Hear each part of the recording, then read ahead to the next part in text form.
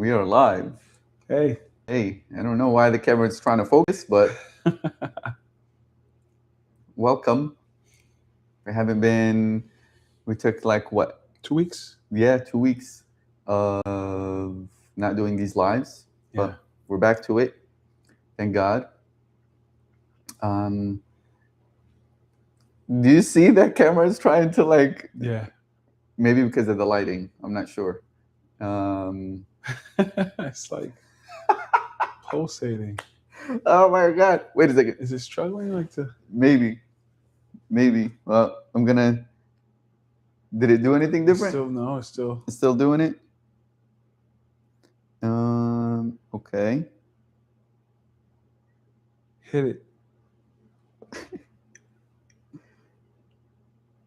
I'm trying to see how. It's better now. It's better? No, it's starting to. Yeah. It'll probably stop at some point. You think so? Yeah. It's just probably trying to like. I mean, what's different now than what we've done any other day? I don't know. Why is it? I know sometimes. Does it have anything to do with the light? Too much coming in through the window, maybe? Or maybe not enough. Is it better now? Yeah, it's better. It's not doing it. Maybe that flimsy what is it? Stand is Tripod? Yeah. Okay. Well, welcome. Welcome.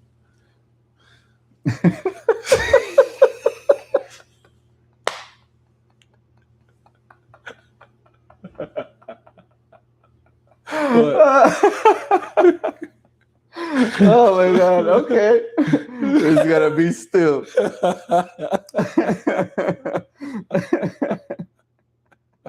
Oh man, amazing. Okay. We're starting off, first 2 minutes. Well, amazing. Yeah. What are we talking about today? We are talking about the disappointment that comes in when quote unquote spirituality fails to take away the weight of being a human. Right? And we'll kind of discuss maybe in segments, which is different than the other times that we've done. Other times it's been like spinning the wheel and having these questions form. But I think discussing this topic of the cost of awakening, embracing the weight of one's own life and what that means, and maybe having it be in segments. So maybe there'll probably and possibly be a continuation of this discussion into the other lives. Yeah. Right? Depending on how much ground I guess we cover today. And yeah, the main segment that we'll start with is, what if enlightenment doesn't make life lighter? Right? And this whole idea that when one is enlightened, somehow life is free from burden, or free from the heaviness of what life itself is, right, of being a human being. So I guess the first question, or the opening question, is, what if spiritual maturity isn't measured by how little disturbed we are, but how much reality we can consciously carry? Right? So it's like the whole idea of, or I guess maybe this illusion, or this image that sometimes is sold as, hey, when an individual reaches enlightenment, whatever that is, then life is all ease and gravy, and there's no responsibilities or anything like that, is just cruising, Yeah. in life. And here the idea, or I guess the questions that we'll be discussing, is maybe to challenge that idea, Mm-hmm. and or see what's true in it and what's not. Right. Right? Right. Like what is really, from an experiential point, what is really going on. Right. Right? Okay. So maybe we'll start with the first question for this discussion, which is, why do so many spiritual traditions use images of ascent, Mm-hmm. transcendence, and light? Ascend, transcendence, and light. Yeah. Mm. Like these traditions, many spiritual traditions use these kind of images Yeah. or language in order to describe. Yeah. Wow.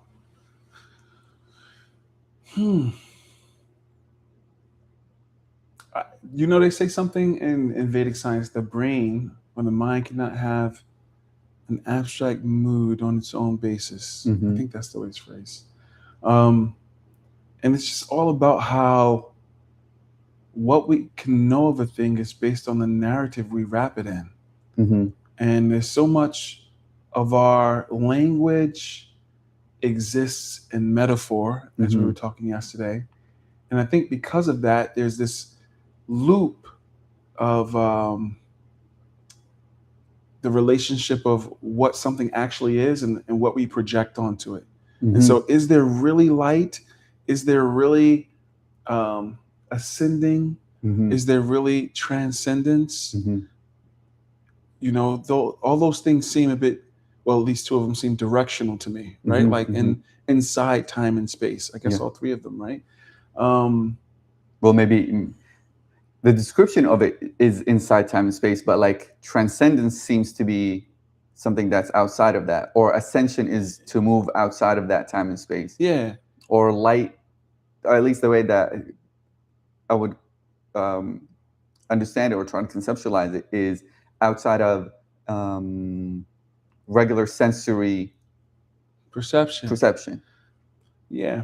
I still think like the way we negotiate what is ineffable is based on what we know in our own physics and language. Kind of like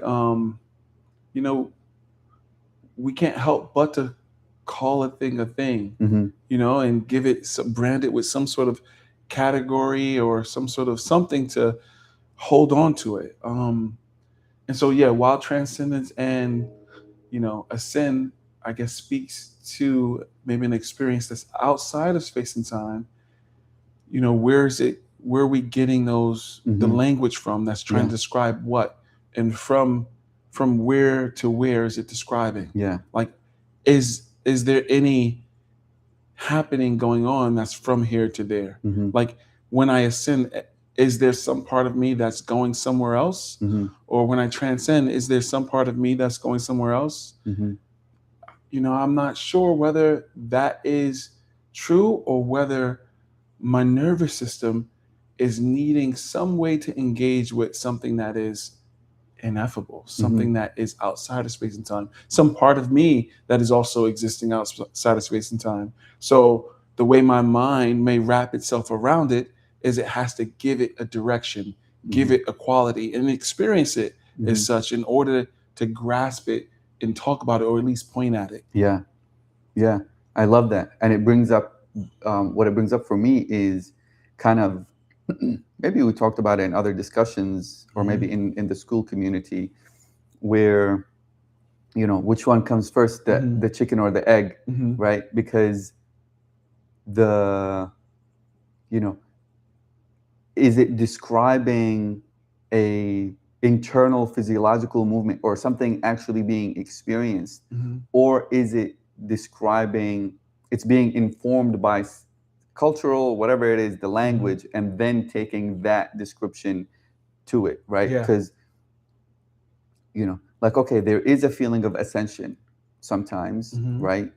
As certain energies and certain sensations kind of rise up internally, like you feel that energy within your body rise up. You feel a certain level of heat in your heart chakra, in your heart space, right? You feel a level of energy that comes and rises up. Was that first and then informing the language of ascension, or informing the language of, the heavens, or the the clouds and stuff like that? Or was it vice versa, where there was this idea, okay, that there's something out there, the stars, the planets, the rain, all of that, and then that kind of informed this inner experience, whether it's light, obviously the sun, like, you know what I mean? And it's like all of these things.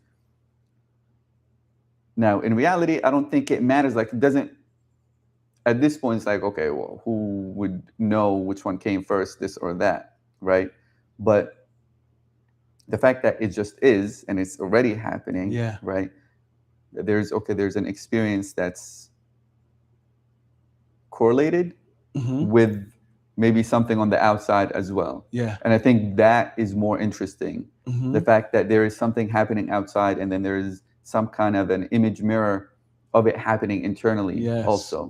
Now, whether if that there's a quote unquote part of us that's actually moving into that beyond space and time, I don't know. I don't know what that is, because even when people do describe these things as if it's going outside of space and time, like, there's no there's an experience it's a happening, there's an experience that's been taking place. Even that is an experience in itself. And what informs that. One of the things that I remember, or this brings up, the quote from Ibn Arabi in the book that we read, Journey to the Lord of Power. And he says, oh man, what did he say? He said, when that transcendence takes place, or when that refinement takes place, nothing really changes other than maybe the experience of that knowledge. Like, the knowledge is informing the experience also. Whatever we knew from the past is being, it's not lost, it's just being maybe transformed, transmuted, or whatever, and it's informing, it becomes a new seed into the experience. So somebody who's practicing these things within a particular tradition will use that particular tradition's language in order to describe, the thing. Some may say that's an angel. Some may say that's a light body. Some may say, that's a astral thing. Some may say alien. Some may say hallucination. Whatever. All of these things, but it's the experience itself is being had. And I think part of that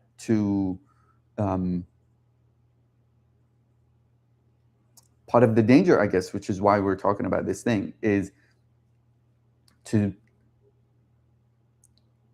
focus one's direction on these qualities of ascension, transcendence, light, and think that the experience has to look a particular way, or has to fit within a particular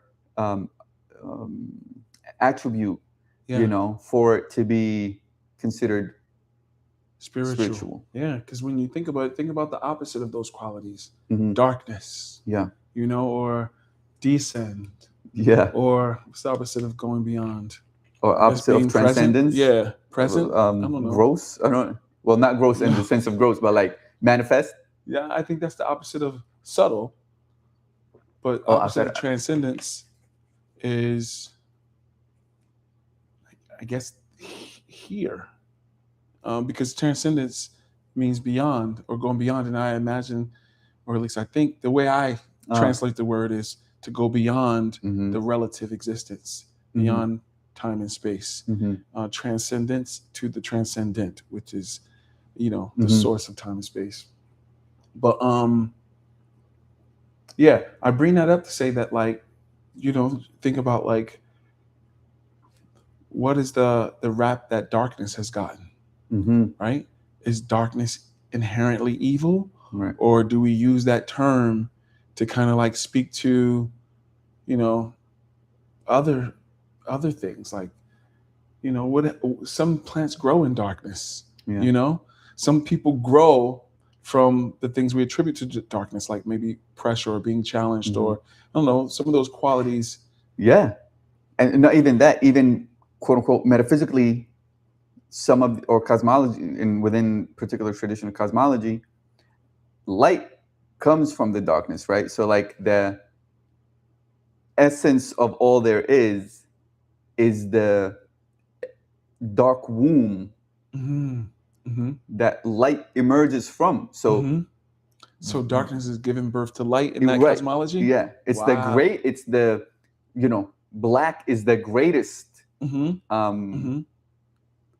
holder of all there is, Mm-hmm. or Mm-hmm. darkness, or Mm-hmm. you know what I mean? Yeah. I know that within the Sufi Yeah. tradition, that's what it is. Like as Mm-hmm. far as like colors, and as far as using that language or the Yeah. cosmology of where the light comes in, like it's the space. It's almost like a black hole. Yeah. Yeah. Yeah. So But it gets a bad rap. exactly. Or descend gets a bad rap. Exactly. Like, I guess it's all based on with framing. Like, if someone has that cosmology, they would know, oh no, it's more than just the words that we're using, but the context in which the word is used. Mm-hmm. But these words, they have some kind of power to them. Yeah. And so when we think of spirituality, if someone is lacking that understanding, they think darkness and they think evil. Right. You know what I mean? They think descend, and they think the lowering of status, maybe, and maybe not always. Yeah. Maybe humility. You know what I mean? Right. Like, yeah, the fall of man. Yeah. Yeah. Exactly. Or descending to your lower chakras. I hear people say something, or something like that. They say, But anyway, I bring all that up to say that, like, if this question is pointing at,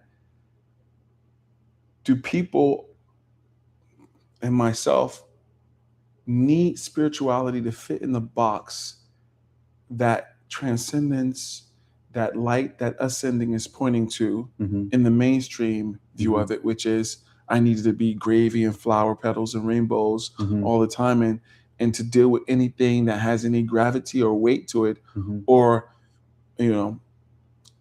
figurative darkness to it, or something like that, is the opposite direction of spirituality. Yeah. And that's, I don't think that's true. I think, if anything, that sets up a person for spiritual bypassing. Right. Yeah. And kind of like what we said in the beginning, it's like, and to that disappointment, to the feeling of disappointment, because when the weight and the carry of life itself is there, then it's like, oh, I'm not dang. doing it right. Yeah, exactly. Yeah. Oh, dang. It's still not working. I gotta figure it out again. I gotta go find another teacher now. Yeah. I gotta go find another community now. I gotta, because I lost it. Yeah. Life was all good in that gravy, and then life Right. is happening, or it happens, and then it's like, oh, I can't maintain that lightness, or that fluffiness or good vibes. And now it feels like, oh, no, okay, something's off, This might be a great place where we might need to define what it is that we mean by spirituality then, right? Because if we're saying that, just transcendence or just going to the light or ascending is not the goal or the end all and be all of spirituality, then what is, from our perspectives? And from my perspective, then I would think that, like, spirituality will give a person the capacity to sort of be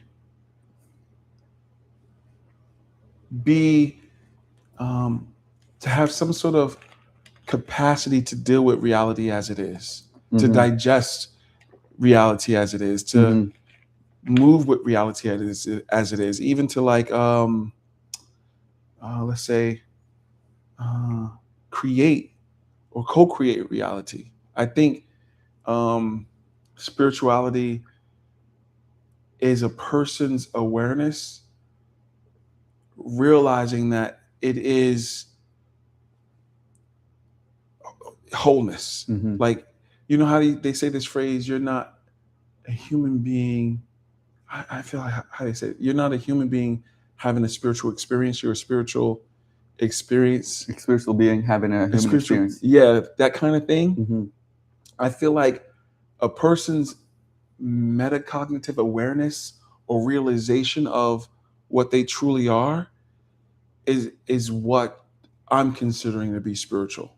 And so then that would mean to me that like whatever you're having to digest in the environment, there is more than a conceptual understanding that it is not primary. What is not primary? What's happening in the reality, meaning it's not your human experience is not primary. That doesn't make it any less valuable. I understand. But it's not the thing that's giving life to this physiology. Yeah. The awareness from which you're watching things happening, what you're having to digest things. Spirituality is the building of the capacity to see, witness, engage with all that reality is, and not just what we're considering light or ascending or transcendence.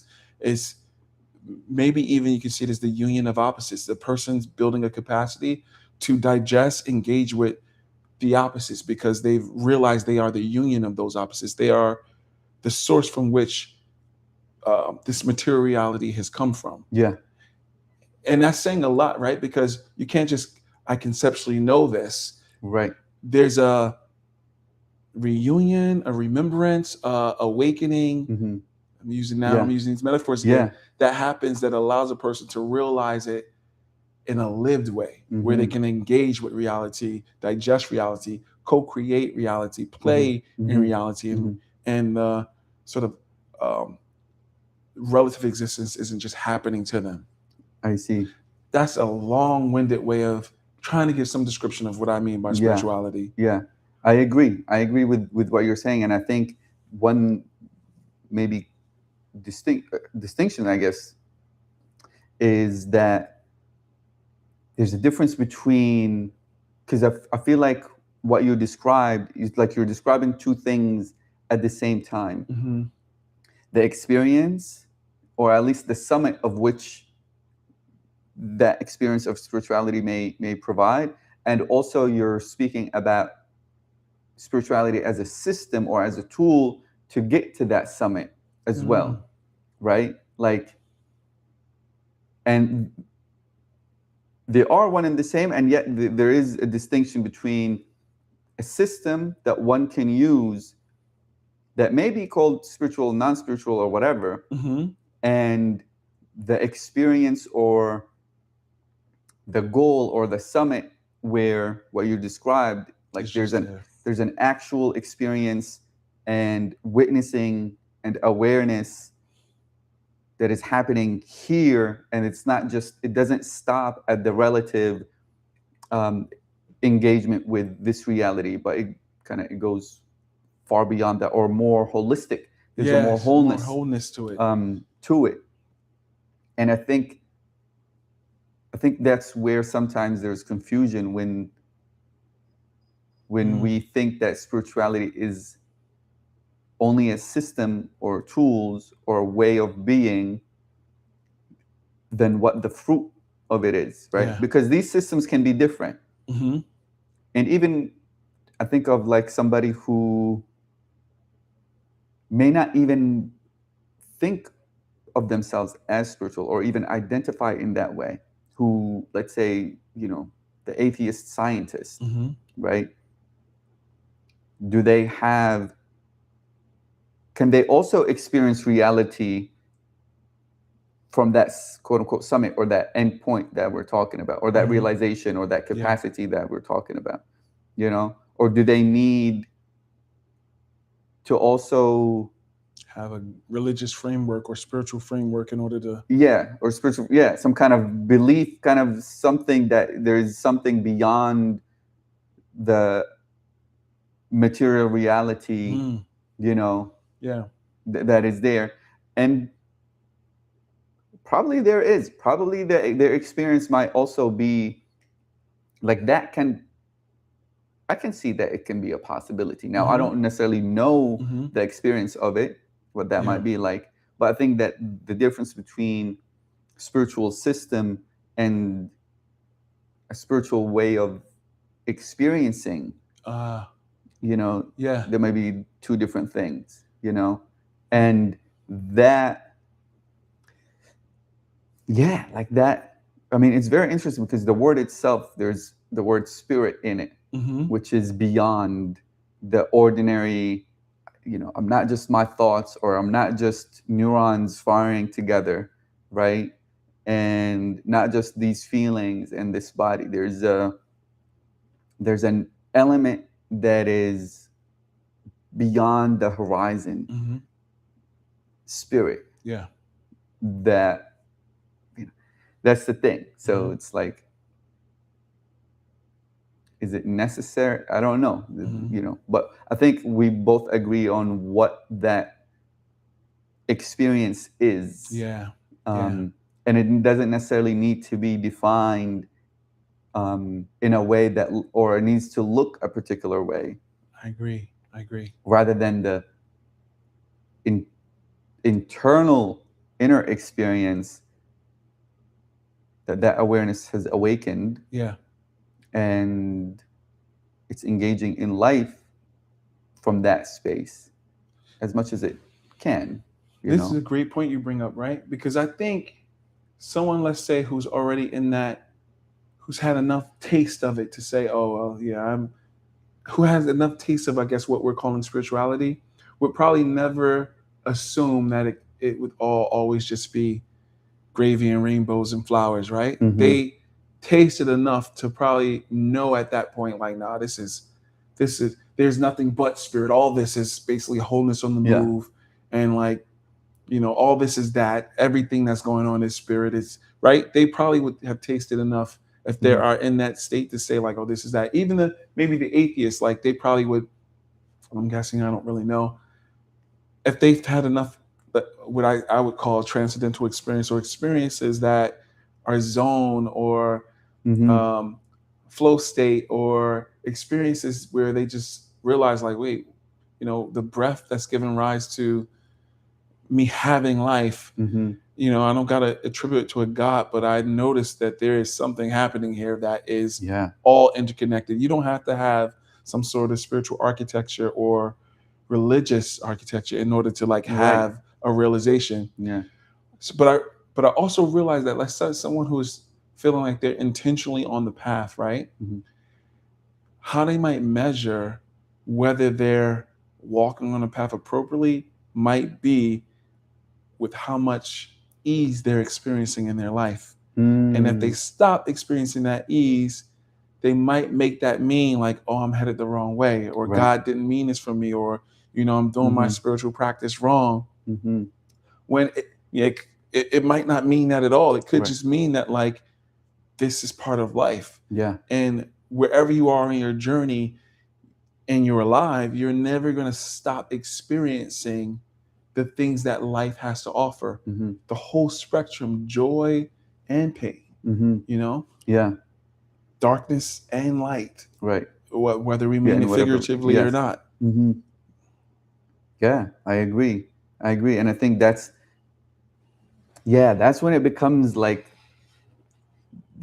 your own assessment of that, right? Because and the projection of what being on the quote unquote right path is, right?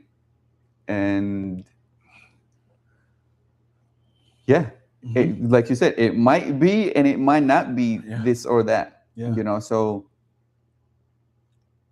but it's coming at you regardless. So how do you respond in that moment? Yeah. Um, yeah, that's I don't know if we talked about this story before, but like the story of the Japanese or Chinese farmer. Remember I shared that? I don't know if we shared it on live. Somebody came and uh, to come and enlist his army. Oh yeah, yeah, yeah. Yeah, we might have it in the school. David, I think, shared it with us. But the story of this old farmer, right, who have his one only son, and he just bought a donkey to help out in the farm, and the whole, you know, village came to him, and it's like, oh my God, this is the biggest blessing you can possibly get. The donkey's gonna change everything, for you and for your farm. It's the best thing. And his response was, maybe. Right? And then a couple of weeks later, they found out that, a couple of weeks later, his son was riding the donkey, and then the donkey just ran off, like just flipped, and the son broke his leg. And then everybody, the whole village came to him and was like, man, that's the worst thing that you got. The donkey is a curse to you and to your house. It broke your son. Your healthy son is the only son. It broke his leg. That's a curse for you. And the old man was like, maybe. And then a couple of weeks later, they find out that the army of the empire coming to draft the men in the villages. And then they come to this guy's house and they see that his son has a broken leg and they couldn't draft him. And then the village comes to him and it's like, oh my God, your son's broken leg is the biggest blessings. You didn't have to send him and he didn't get drafted. It's the biggest blessing. And it was like, maybe, right? So that attitude also, right? Because even when I hear that, there is some kind of a projection towards an attitude of which in engaging in life from that, now I'm using this word, lightness, I guess, of like, and then if I'm not, this is the inner kind of like judgment of that projection. If I'm not necessarily in that space to engage in life in such a, maybe it's good, maybe this outcome is good for me, or maybe it's not good for me. Maybe this will turn me into, that in itself, there's a challenge in that, right? Without having to force that state upon oneself, but actually allow it, if it is a natural thing, allow it to arise. Yeah. You know what I mean? So these things that sometimes we do, and we engage, like we hear these stories and then project them on our own path, and do this self-assessment kind of a thing, So yeah, you just made me think of something. This thing you brought up yesterday. You said that in an orchestra, right? Or symphony that's being played. The conductor is sort of helping everything go and stuff like that. And he said that they started to write the music for the improvised solos. And that makes me think of another sort of maybe narrative of what spirituality is. Like, what if, let's say, God was the conductor, creating this symphony and having everything play together in this reality, and then each individual, he gave a section to play a solo part, and you being aware of that solo part and being able to play it together with the conductor, with God, might be another view of what spirituality is. Your awareness that you are now playing your solo part in this symphony of reality that God has put together, or nature, or whatever, the God of someone understanding is. And God has chosen you, each individual you, however many billions of us there is, to play their own solo. And that's what we're all doing here within the laws of nature that God has already constructed, you know, the physics of the whole thing, and the, you know, the collective consciousness of the whole thing, and how, you know, all the instruments relate to the other instruments, and what's happening in the, you know, there's all headed in a certain direction. You know, we're not, none of us are getting out of here probably alive. You know what I mean? Like, so,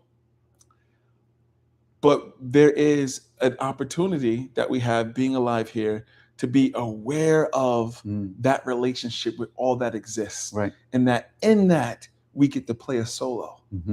And all of creation is watching and enjoying and being a part of it. And, you know, and during that solo, you know, so many things can happen. You could forget. And be like, oh, didn't you wrote that for me? Let me just ride out that script that you wrote for me, or, you know, or improvise, or like, get in that solo being, completely sad, playing like minor scales and like stuff that's like heart, you know, wrenching stuff, and or can be completely happy and everything in between. Right.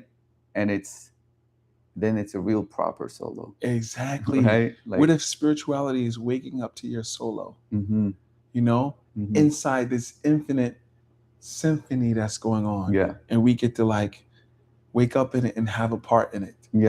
Like in a way that we feel awakened to the wholeness that's happening here, not just conceptually, but a lived reality of it. You know? That's right. I agree. Beautiful image. So these things are important, at least because at least people would have an understanding, or maybe ask themselves the question of like, oh, what do I mean when I say spiritual or spirituality? What is really meant through that? And why is it its own category even? You know, is it its own category? Is it different than philosophy? Right. Is it different than psychology? Is it different than just regular juggler? You know what I mean? Like life, whatever. Like, is it different that way? But I do think that maybe it is its own thing, because there's a particular attribute or felt sense that we as humans wanted to point towards, that it's slightly different than all these other things. You know? So at the end of the day, we need to be able to call a thing, at least for conversation. Exactly. To be able to say like, this is a bottle, you know, and there's this in it. Awesome. The next question in this like discussion prompts thing is, have modern spiritual movements overemphasized transcendence while neglecting gravity and responsibility?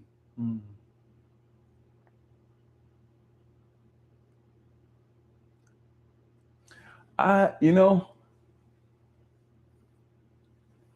I think I see them trying. I have to see myself trying.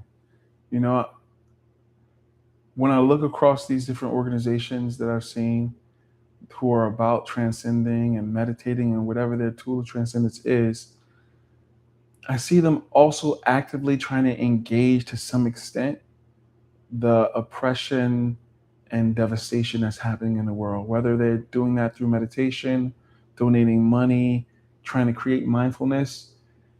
It seems to be now that they're trying to bring light to not just transcending, not just meditating, not just being all about whatever your vehicle of transcendence is, but also what you're supposed to be up to in the world as a fellow human. You know, like not engaging in, you know, what one of my mentors, Nika, calls an unholy silence, where you see things happening horribly for yourself or others, and you stay silent about it. You just let it run its course, you know, under the guise of, oh, you know, well, I'm just doing my practice, or I'm just over here praying for it. Yeah, but what is your answer to it in this relative existence? I see movements, mindfulness transcendental meditation, Yogananda, all of those kind of movements speaking towards and pointing to and bringing awareness also. I see myself trying to do that in my own life and figuring out what's my answer to something that's going on right now. What can I speak to? Yeah. You know? Yeah. I agree. I do think, well, multiple things really come to mind. I agree with what you're saying as far as there's more awareness to the integration aspect, right? I think maybe that's the word, that it's like it's not only this side and it's not supposed to just look this way, but also there's life and there's real things that are happening in life right now that require our attention and our awareness, and we cannot give blind eye to, right? Whether it's engaging in the world and having that be mirrored internally within ourselves, right? So like the work, like shadow work and stuff like that, you know, when it comes to psychology and that kind of work is happening. And just like in anything and everything, still there are ways and maybe dangers of certain behaviors or organizations or communities or whatever it is, where it becomes like all of this is an illusion. Let's go to the woods or to the mountains. We'll just be over there while all of this stuff is happening. Yeah. You know,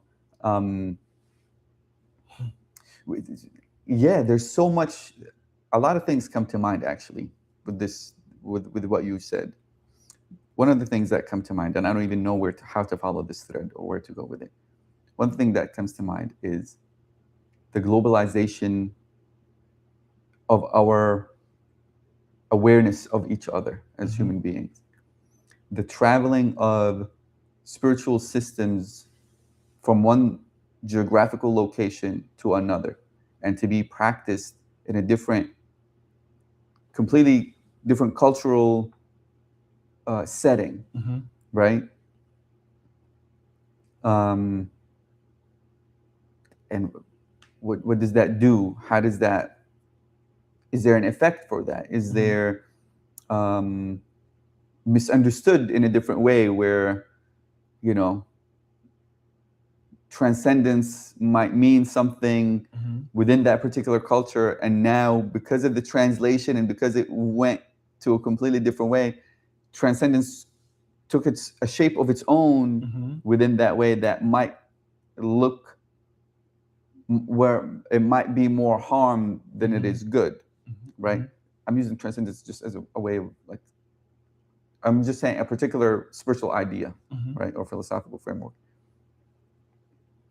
So that came to mind. You know, like, we're here in America. There was a movement, not just here in America, but like, let's say West. There was a movement of Vedic understanding, you know, during, I don't know, when was that? 70s, 60s? No, way before that. Oh, but when it became more predominant, yeah, and maybe in the 50s. 50s, Yeah. right? Like when it's like there was a movement of that,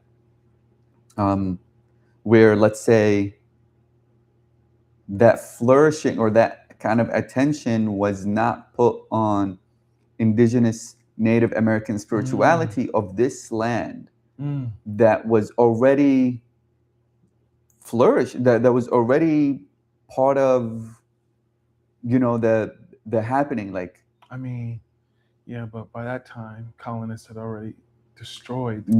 Yeah. I mean, you would.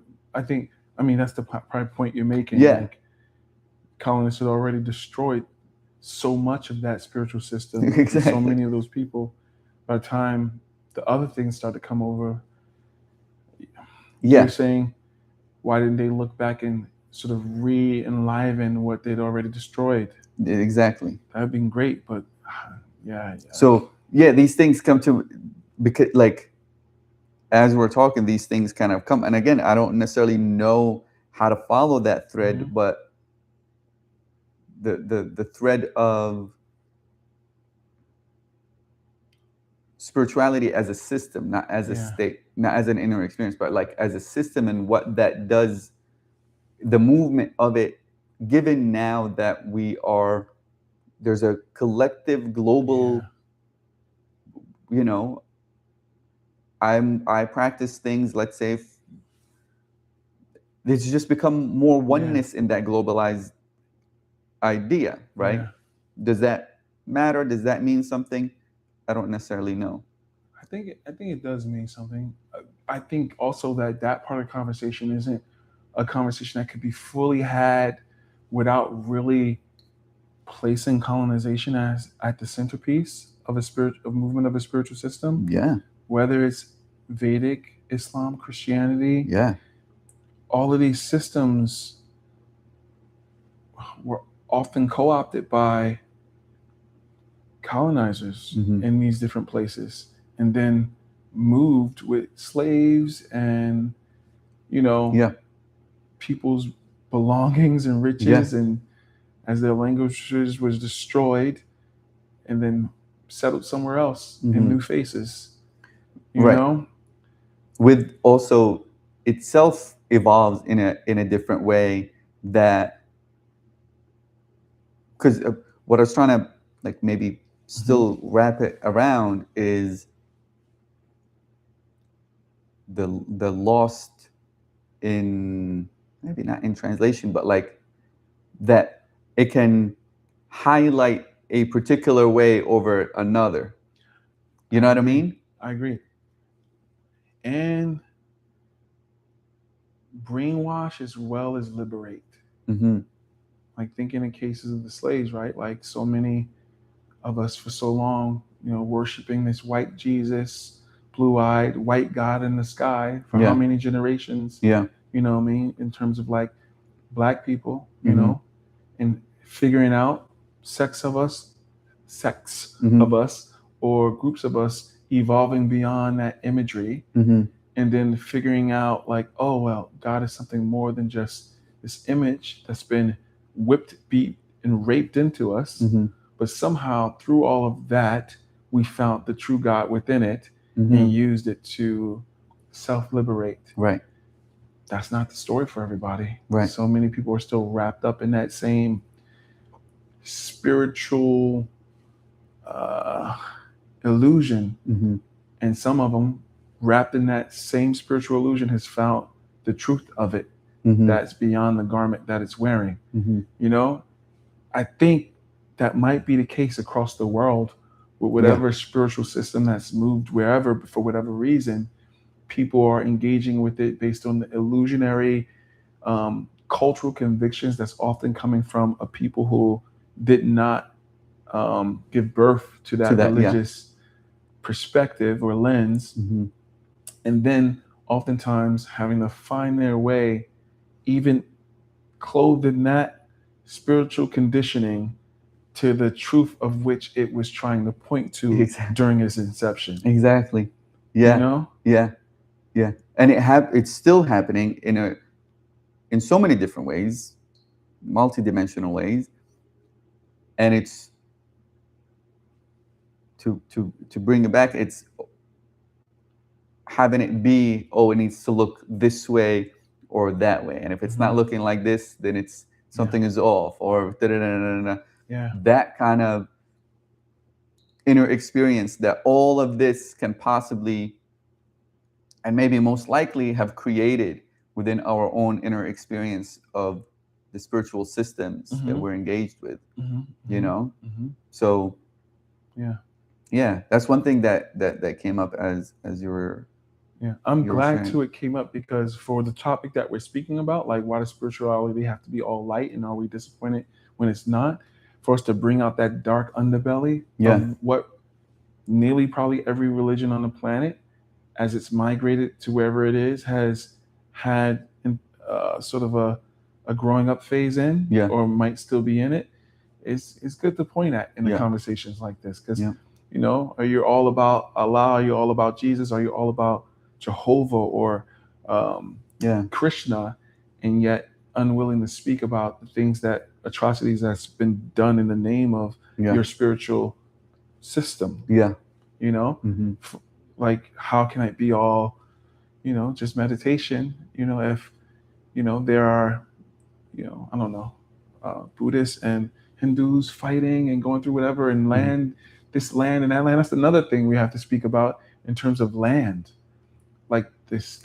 But wait a second, before we go into that, like the other thing that came as you were speaking, which is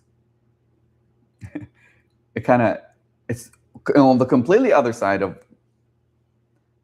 all of this that's happening, is and it's a story, right, of this, you know, there's this teacher who gave his students assignment to go down in Istanbul in Turkey and find out what's wrong, what things need to be fixed, what things that are, I think I've shared that story with you before. Find out what's, you know, what's happening, you know, go to the markets, go to the churches and mosques and whatever, and come back. And then they all did. And they came back, they had a list. One person was like, okay, I went to the mosques, you know, we got to talk to the people who are leading the prayer. They're making it too long. People can't stand for that long. We got to talk to them. Yeah, I have to switch that. You know, another person was like, hey, I went to the markets and I saw some people are not faithful when it comes to the scale. They're putting more heavy stuff. You know what I mean? I went to another person is like, I went to the baker and they're cheating with the flour and all that kind of stuff. And then there's one student that came, which I think he was giving the name Merkez Effendi, which means, well, I'll say maybe in the end. And this teacher was like, where's your report about what happened? And he was like, I saw everything being exactly where it needs to be. Everything is as perfect as it is, right? And that's the name that they've given him. Merkez means like everything is in its proper position. Reality is in its proper position right now. So the story which came to mind in this conversation, because there's also this feeling, at least, or idea of seeing reality as it is. Like there has, I don't know, maybe it has to be, I don't know, maybe I can be challenged on that. An acceptance of what is before action can be taken in this direction or that direction.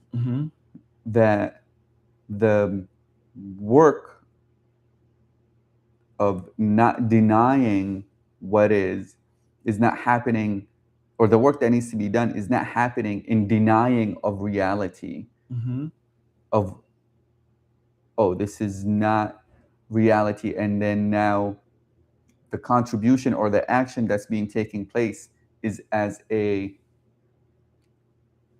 denying or correction of reality. You know what I mean? I hear what you're saying. I'm trying to understand, by what philosophy or where did it come from that someone is saying that the change that you may or may not make cannot come from the denial of reality? Like, why?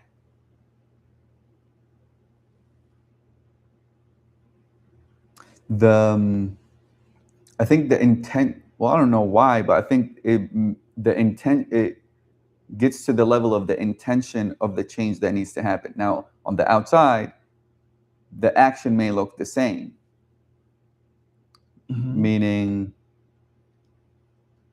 you know, reality shouldn't be like this, therefore I'm gonna act in this way. Or this is reality right now, and I'm gonna act like this. The same action, you know, but there's the one might have the uh, feeling of in accordance to like a river, kind of like you're moving with the river of reality, and then the other one is fighting against what reality is. So, but the action and maybe the results might be the same. I don't know if one, because each intention and then action, and then there's another seed that comes in from onto the next generation, onto the next lineage, or whatever it is, to the next people that are going to take that seed that came from that intention and then that action, and then they're going to repeat it. And if it's in denial, it might lead, like that intention might just lead into a space that is in constant conflict with reality, in the sense of, in let's say a religious understanding that if everybody on this earth is Christian, we'll all be good. If everybody on this earth is one religion, then we're all good. And then the intention to move or quote unquote correct is coming from that understanding, you know? I think I've heard something like this before. Whether I agree of it being true or not, I used to say this thing back years ago that like sometimes I'm not as worried about something being truthful as I am about whether it's useful sometimes. And with things like this, because there was a phrase that I feel like went with this, where you're describing what you resist persists. Have you ever heard this before? And this reminds me of what you're saying in terms of being in denial with the reality, but still wanting to change it. It's different from accepting reality and changing it from there. I get what you're saying. There's probably a seed in the intention of the denial that maybe could carry over into the action somehow, some type of way. I can feel into that and say like, oh, I can see that. Maybe each action, has some sort of butterfly effect somewhere, and yet, I don't know how it will play out. Kind of like your story about maybe from the cow or the ox or I guess maybe it was an ox actually, but I said a donkey. Oh, donkey. Yeah. But what I was thinking is that like when I do hear this, I imagine people can get something out of it. I can get something out of it. Like when I'm making a change, asking myself, is it in denial of the reality? Because if it is, maybe that whatever that phrase goes into effect, what you resist persists. And so there's something of it. What am I changing? I'm taking with me, maybe even generationally, like you said. I can see something there. I guess as long as in reality, I'm not using that idea to create a complacency or something like that, where there's no action being taken in my place about something that in reality does need to change, or I choose to change. But when I hear this principle, it also made me think of another possibility of, sometimes they say this thing also at the school I went to, Maharishi International University. Knowledge exists differently in different states of consciousness. And I think because of that, there are different laws and choices and things that exist differently as one expands into different states of consciousness.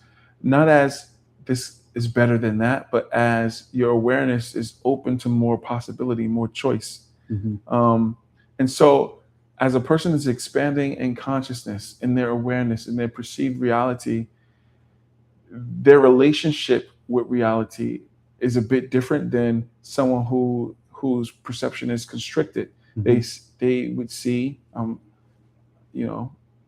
I would think they would see less of reality, less of choice. So it would just be like, I want this to be different. I'm going to make this change, right? But if a person who has more of this witness value, they will already be sort of in acceptance of reality. And if a person who's already in that acceptance of reality is speaking to someone about their experience, about how they may change or made something shift, in whatever reality, a person who is not operating with that level of witnessing quality can hear that and then apply it as a rule onto how they need to negotiate with reality in a state or a level of awareness that they're not actually in. Right. So that same thing that is a frictionless flow for another person whose awareness is a bit more expanded could be a hindrance to someone who's not in that space. And so they'll try to apply a law to a circumstances that just needs action. Yeah. Rather than if they were in a more cultivated state of witnessing or perception, where it's a bit more expanded, that thing that they're trying to enact would already be a way of being. They would already be in relationship with reality. So to negotiate change in the reality, it would never be a question of whether they're denying it or not. Yes. Or, from an internal state. I'm just saying that to say, like, that's another thing I could see, because sometimes people will take the state that someone else is in, or the station, and how they're able to negotiate reality and apply it on their life when they're not having that kind of relationship with reality. And they think I could just put that on and wear that. Yeah. And it's not the case. Like, well, for most people, it's not the case. Some people could just be like, okay, I'm gonna do that. But like a lot of people have to continually negotiate with their own life. Like, this is where I'm at. Yeah. And, I want to make this change in society or in my own life. Yeah. And I need to negotiate with myself the best way I can get there. And if not being in denial with where I'm at is the best way, then boom. If it somehow becomes a hindrance, maybe I'm doing self-inventory too much and not actually making any gains in terms of what I wanted to do. I need to just act. Spiritually or in society. 100%. Not to overcompensate this for that or that for this. Dang, but like even that in itself requires that expansion, right? And that's where like the work itself or the path itself is constantly requiring that of us. I agree. Right. Life is constantly asking us to to move in this step or act in this way, and then later figuring out like that step should have been here. You know what I mean? Like it's constantly providing that, and or until maybe kind of like what you're saying, there's a relationship, a wholeness relationship with life, that there's a complete acceptance of what is, and action is being taken from that expanded perception, where the pool of possibilities is now expanded. That it doesn't just, it's not just two choices, that every choice feels like a fork in the road, but rather it's like an expanded possibility of choices, and one is just moving from that direction in this way or that way. Exactly. And or if the feeling of inaction is necessary, then it's a conscious action to not take action. Like it's all that perception is expanding the pool of possibilities, where otherwise it might be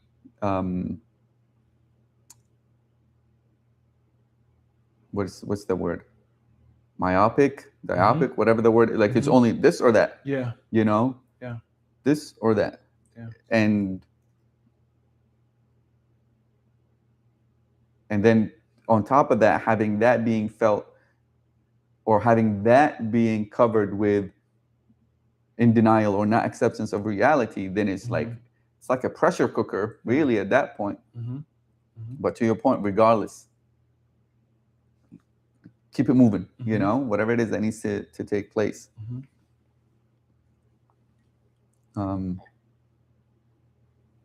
Okay, so I think we definitely answered that question.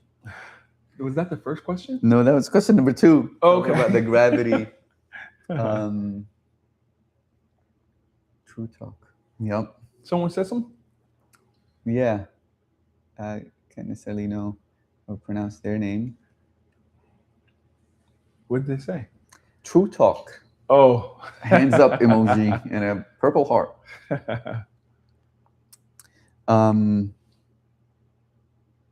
I think we also spoke to this, because we're taking these questions and like expanding on it in different ways, in different directions. This next question is of the discussion is, why are so many seekers attracted to ideas of high vibration and manifesting ease? Why are so many people, so many seekers, I guess, are attracted to ideas of high vibration and manifesting ease? That's the whole question? Yeah. You look like you wanted to talk first about it? Yeah. I think we definitely did talk about the neglecting the gravity and responsibility of life, right? Or like having a blind eye to certain things.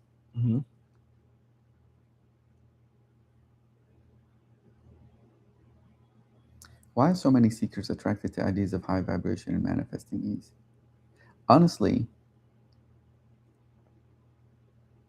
maybe I was talking to you, maybe I was talking to Abe about it. I think the starting point, the word sincerity comes to mind, or like honesty, of a starting point of whatever that is that makes somebody be a seeker, or walk in a path, or spirituality as we discussed it, as a system, let's say, is that most of the time we may not start seeking because of specifically being attracted to high vibration and manifesting ease. We might put these labels and be attracted to it because the ultimate thing that we're feeling is suffering and pain. And that looks like the opposite of it, or that looks like what will ease the suffering and ease the pain. So then I don't want this continuous suffering and continuous pain, or what's out there, or high vibration, quote unquote, or that talk might feel like it will do the job or will do the trick in order to ease the suffering and ease the pain, or manifesting ease, these kind of terminologies of coming in as an aid in order to end the suffering and end the pain, right? Now, most of the time, starting on the path, that realization is not there, or maybe it's there, but it's there from like really like deep down, right? So the initial desire that we might say is, kind of like the first question, I just want to ascend to my highest being, or I just want to merge with God, or I just want to transcend and figure out, the meaning of life, right? But in reality, the most immediate mover in that direction is the desire to end suffering and pain, or to be at least liberated from that pain or that suffering. Yeah. So then a language like high vibration and manifesting ease becomes very attractive to someone who's experiencing a lot of that. Yeah. So, it can possibly, it's very hard to talk about it because like it can possibly be a trap, right? That somebody would go and then constantly just be stuck in that kind of language or in that idea of okay, all about high vibration and manifesting ease. Mm-hmm. But it can also be the entry door into all these other things of Mm-hmm. expanding, because that Facts. might be a way where somebody might be introduced to certain practices like Mm-hmm. meditation and, looking at themselves and Yeah. uh, in a way that, let's say, is not taking them away from the responsibilities of their lives, but Right. rather kind of bringing more a holistic thing. So, so it can be a danger, but at the same time, there's no way of telling because it Yeah. can be the door of which that individual, that person is now more accepting of themselves, that can go in Exactly. to even see what the real desire is to begin with, Exactly. So I think the attraction to that kind of language might be coming from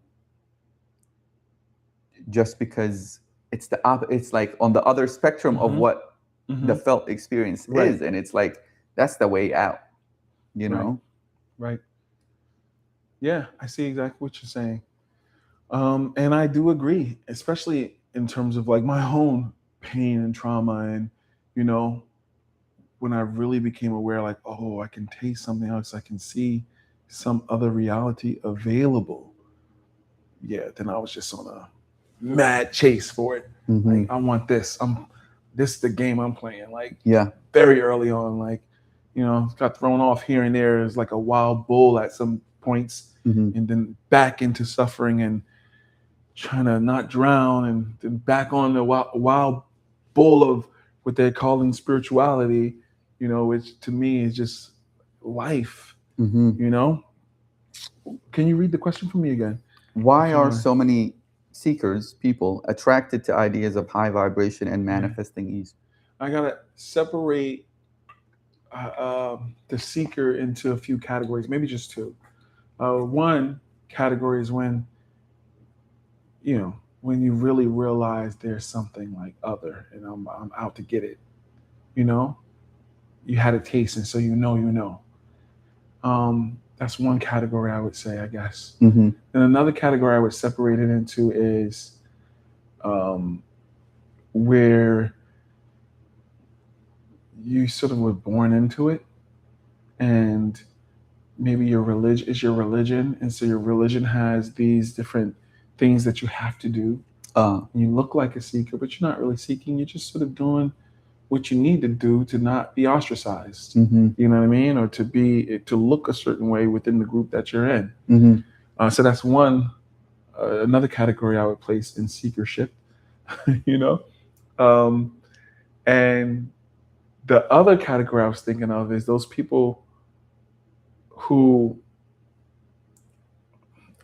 this is the this is a category where everybody fits in my head. Mm-hmm. Because in my perspective, there's nothing other than this game Mm-hmm. that's happening here.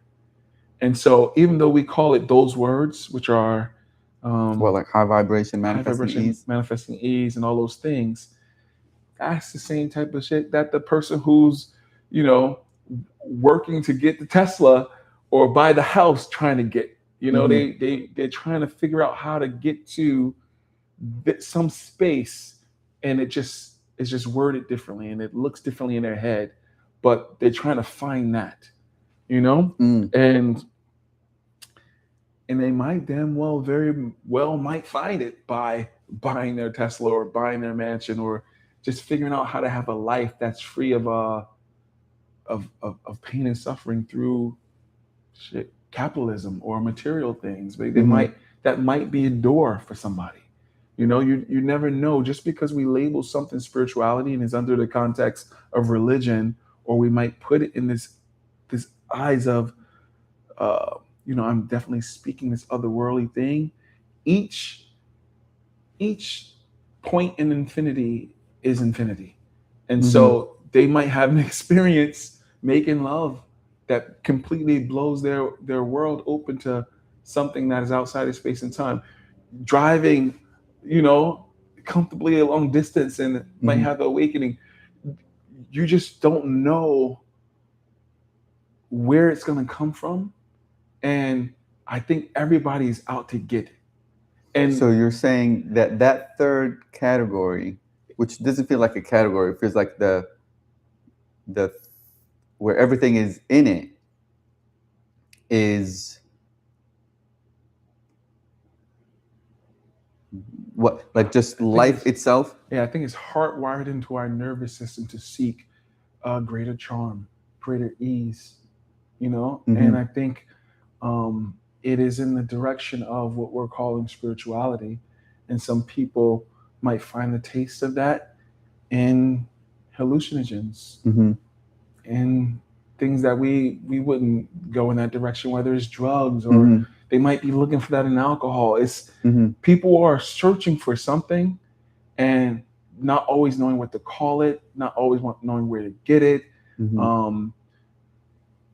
It's just a matter of how'd you say that yesterday?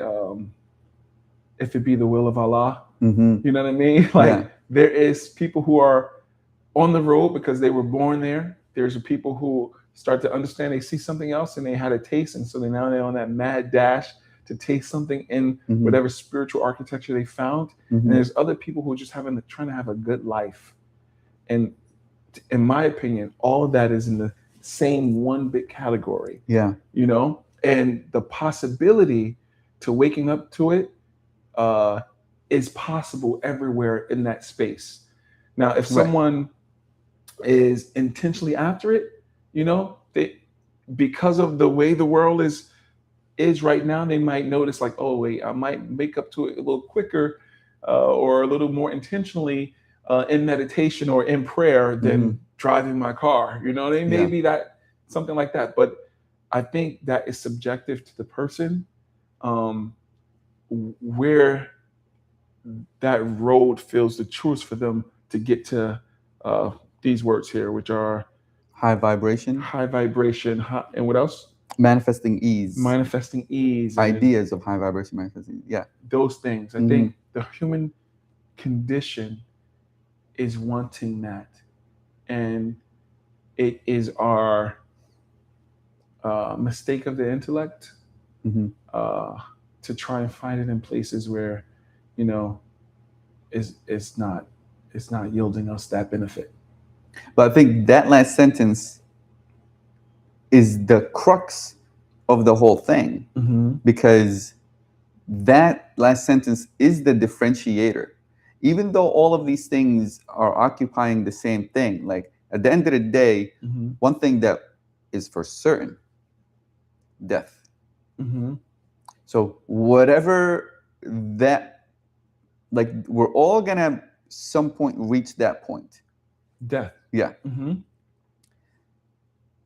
The question of why are so many seekers, as from what you're saying, is that we're all seekers, whether we call ourselves this or that, right?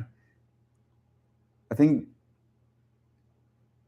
from my perspective, there is, and maybe this is part of the conversation from yesterday, there is a, like in the bigger scheme of things, sure, because we're all, the river is just moving regardless, in one direction, regardless we are awake to it or not. But that awake to it or not, or what the choice is being made, or the inner experience of awareness in it, is, for me, what might differentiate, let's say, a seeker who's consciously seeking it, or somebody who is completely absent in their, completely absent, completely have no, and making choices from that absence. Meaning like they haven't had the taste. Right. Even awareness, like self-awareness. Just the taste, right? Yeah, that taste, right? Of like, whoa. So that's the moment, from your perspective, they become a seeker. When they are conscious of the taste and they intentionally go at it. That can be the pointer of which they can be. Now, somebody can experience that and then just What? Go back to sleep, or I don't know if that's possible or not. Actually, I don't know. But like, or maybe they experience that and then now try to seek it on all these different ways that you said it might be good for us or not good for us, or whatever way. But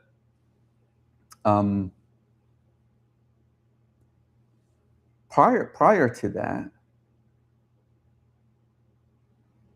I don't know if the person who is like absent, which is very interesting, like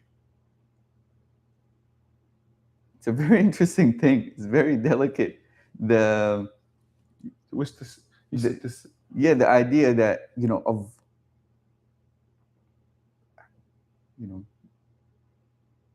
being absent to the awareness itself.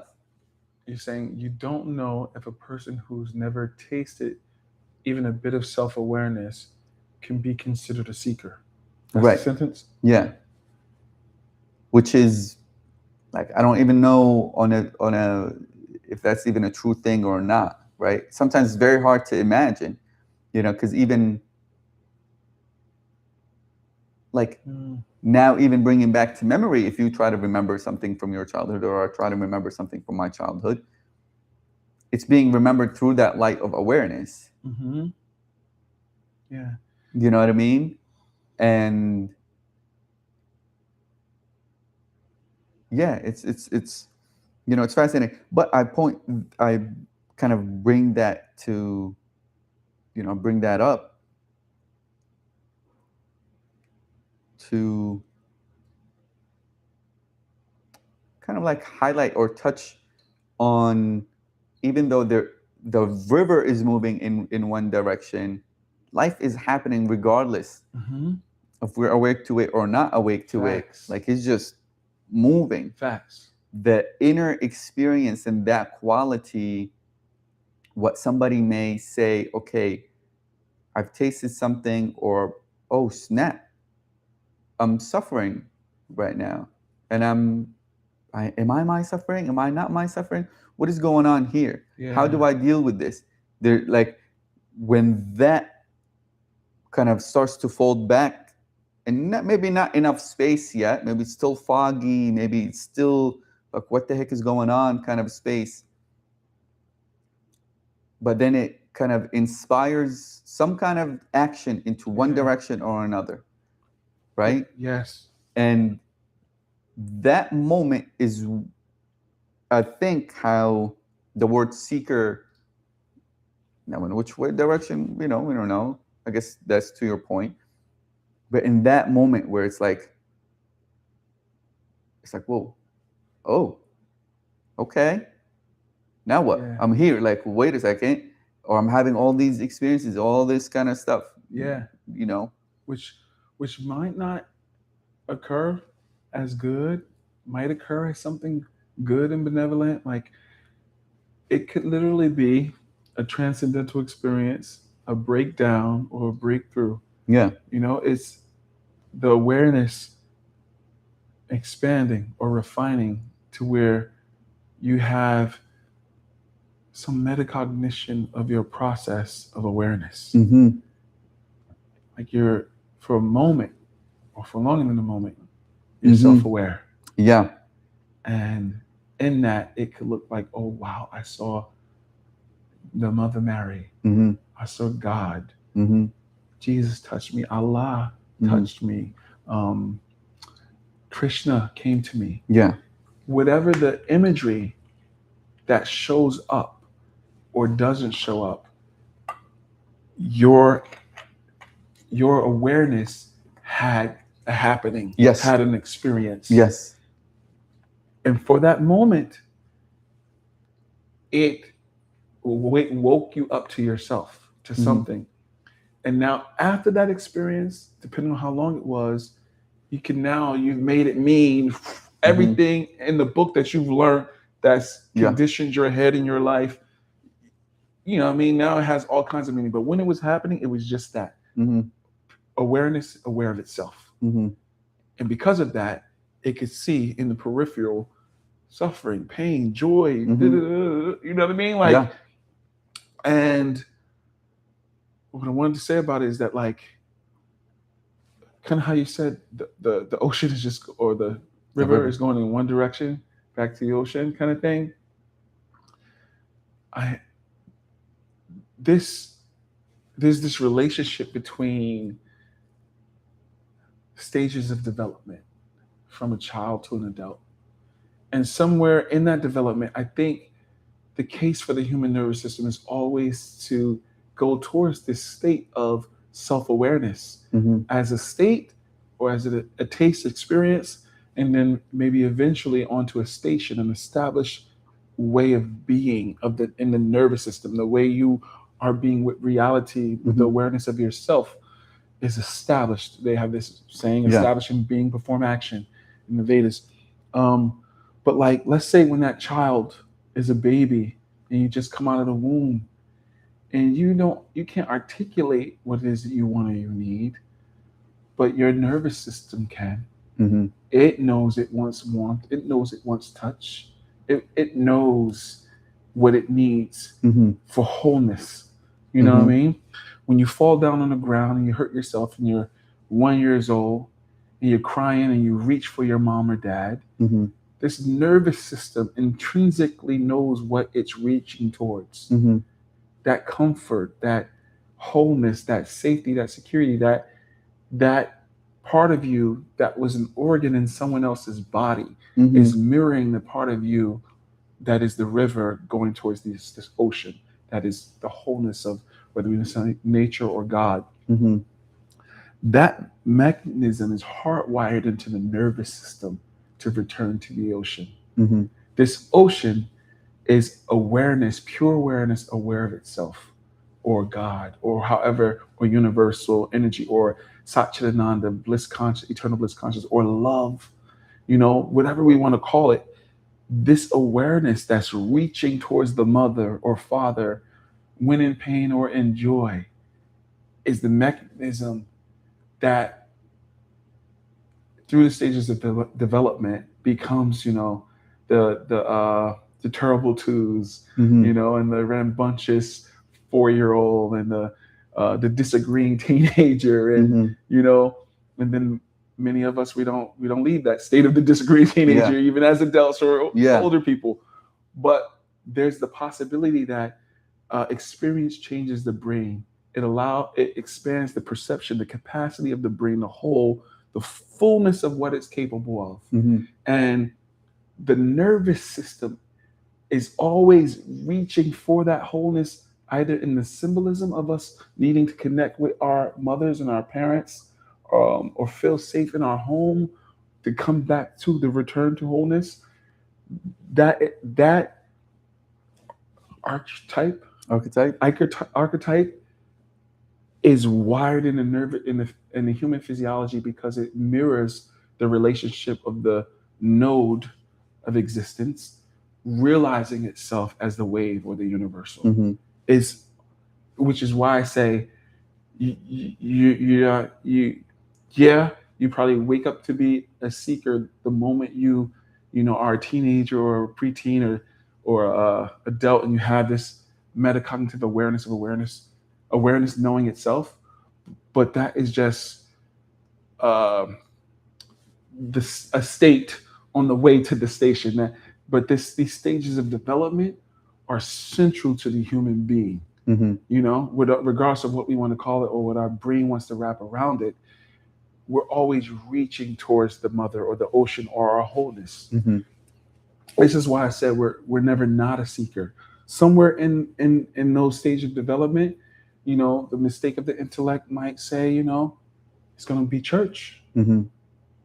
Maybe right, maybe wrong. It's going to be the masjid. It's going to be the dome where I meditate with thousands of people. Maybe right, it may be wrong. You know what I mean? If there is a more of a possibility that I'll get to experience more of this wholeness through going to the masjid and experiencing dhikr, okay, might not be the case for everybody. Or going to the dome and meditating with the group, it might not be the case for everybody. Or going to church and worshiping, praising Jesus, it might not be the case for everybody. Some of those places might have the trauma that a liquor store has for other people. or that like a war might have for some people. You know what I mean? Like when you go into these places and you're reaching for that wholeness or for God or for nature, it really is self-referral each step that you go. You know, you have to be able to allow whatever bit of capacity you get to inform the next bit. So you can pivot when you need to pivot, or deepen when you need to deepen, or pull back when you need to pull back. Like this is our solo. You know? Yeah. There are parts of which I think it's like what I'm pointing at is the experiential aspect. Like everything that you said is sounds like it's true. You know what I mean? Right. Like it sounds like it's true. Okay, there's a natural thing, even like within certain traditions, like you know, the idea is to return to your natural constitution. And you're saying it's the nervous system, the brain, all that, or the development, the human development, just the natural human development of growing up, being bored, even, you know, because that might be. I know also that the trauma. Some people talk about the trauma of even just being born, leaving the womb, cutting the umbilical cord, separation of the only safety that you know to be, and that I guess part of what you're saying also is like it's just a constant. How can I return back to that womb metaphorically? You know what I mean? Of safety, or wholeness, or being held and stuff like that. And yet, like, yes, all of us maybe are moving in that direction. And for me, I feel that I don't know. It's not in a sense of creating othering in division of groups, right? Of like, oh, the person who tasted awareness is engaging, and now this person is zombied out and not engaging, completely absent. Or this is now a seeker, this is not a seeker, and creating a division between this group and that group. However, it feels like from an experiential inner experience that there is a difference between this individual and then this individual. I agree. From an inner experience of how they experience themselves and maybe the reality around them, right? But I get what you're saying, that regardless of that, the current of life is moving in one direction. The development of the human being is probably pointing at the same direction of wholeness. But from an inner experience, it does seem like there's that. No. There's differentiation in that inner experience where the ideas of high vibration, manifesting ease, and all these things, maybe they're experienced differently from even the three groups that you mentioned, even though one group is kind of like all encompassing, but the group who, let's say, self-identifies as a seeker, you know, and then the group who what is it you said? One that's okay. One that was born into a religion. Oh, born into it. Yeah. And enacting tenets of the religion. Yeah. might look like a seeker. Right, right. So like each one might engage with this, being attracted to the idea of high vibration and manifesting ease according to whatever it is that, whether it's they're brought up to or self-identifying as seeker, regardless. But that inner experience of, yeah, oh, this is what I want, of it being conscious or not, or being conditioned or not, or being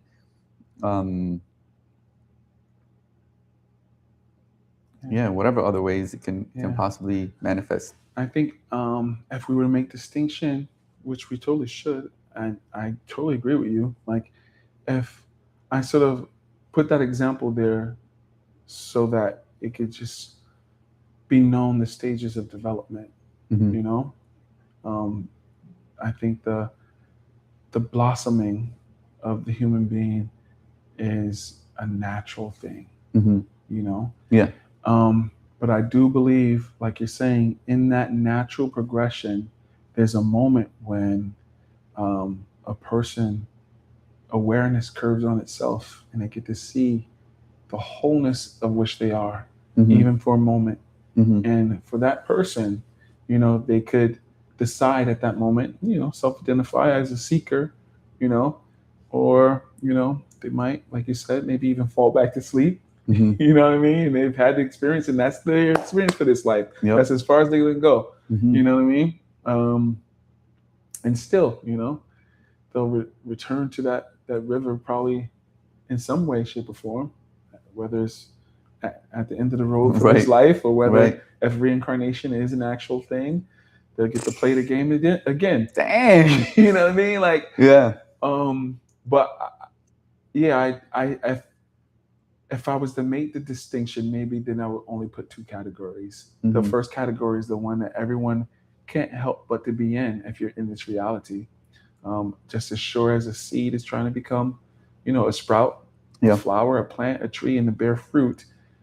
I think the full blossoming of the human nervous system is one of wholeness moving within itself. It's awareness of itself as node and universality or wave.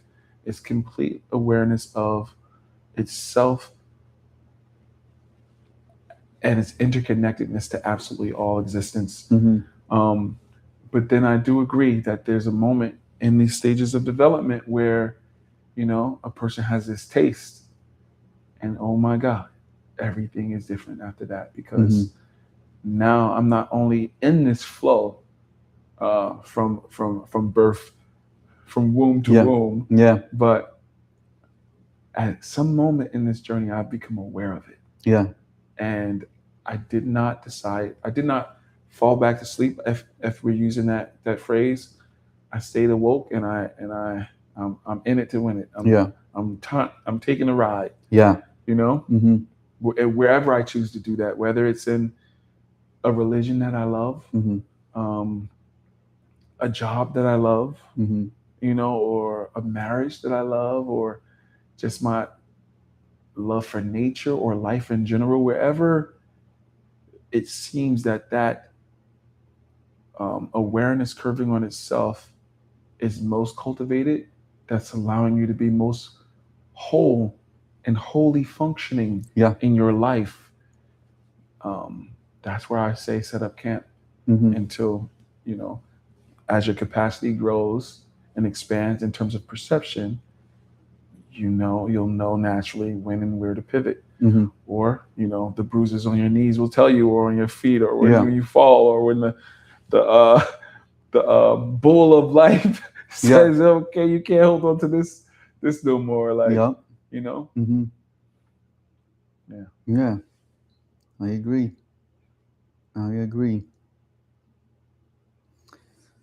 Which brings us to the question: can a person become addicted to spiritual states the same way others become addicted to substances or achievement?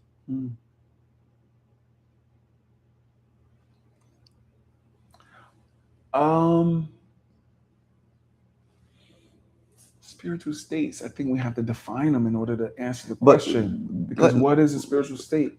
but from the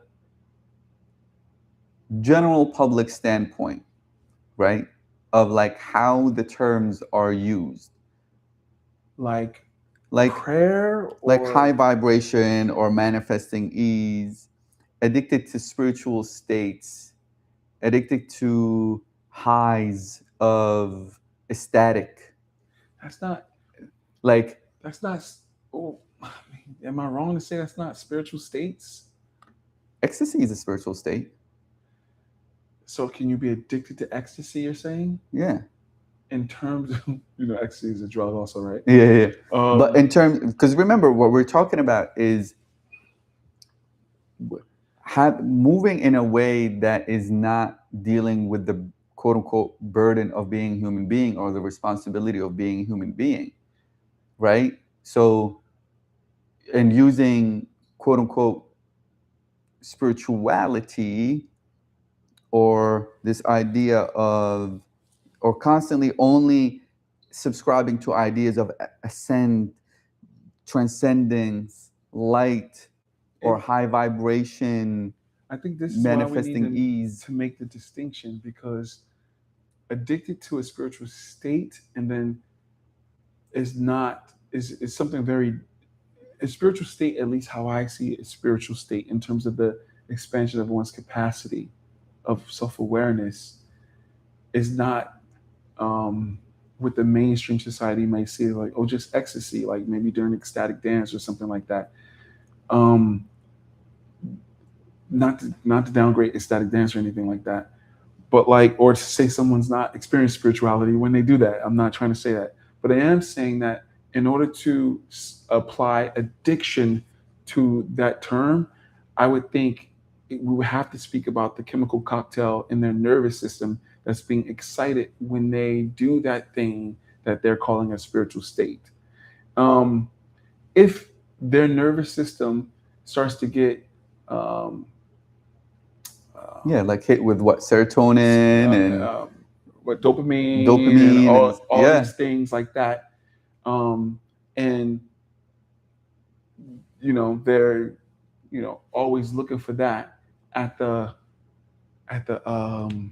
detriment of their whole life, then I would say yes. Mm-hmm. But in terms of spiritual state, how I'm describing it in terms of the capacity of self-awareness that allows uh, uh, your faculties for wholeness Mm-hmm. in terms of your life to be tended to, then no, you can't speak in terms of addiction from that perspective, because that has to do with, um, like I said, like stages of growth. And when I'm saying stages of growth, I mean um, the capacity for your nervous system to be the best possible receptor for the life that's coming through it, holistically speaking, Yeah. not fragmentedly speaking. So that's the thing that's in it, because within those, let's say, spiritual states or states, Mine, the one I'm talking about, or the one you're talking about? both, Okay. right? Both, because okay, the expansion of awareness or the states that allow for awareness to be more fully experienced, or like the perception expands Mm-hmm. in that way. Um, and the addiction part now, whether that is happening through ecstasy or ecstatic movement or ecstatic or music, Mm-hmm. even whatever states or whatever the thing that made whatever the conditions Mm-hmm. that happened in order to allow for that experience to be had. Mm-hmm. I feel where the word addiction can be applied is in the conditions. So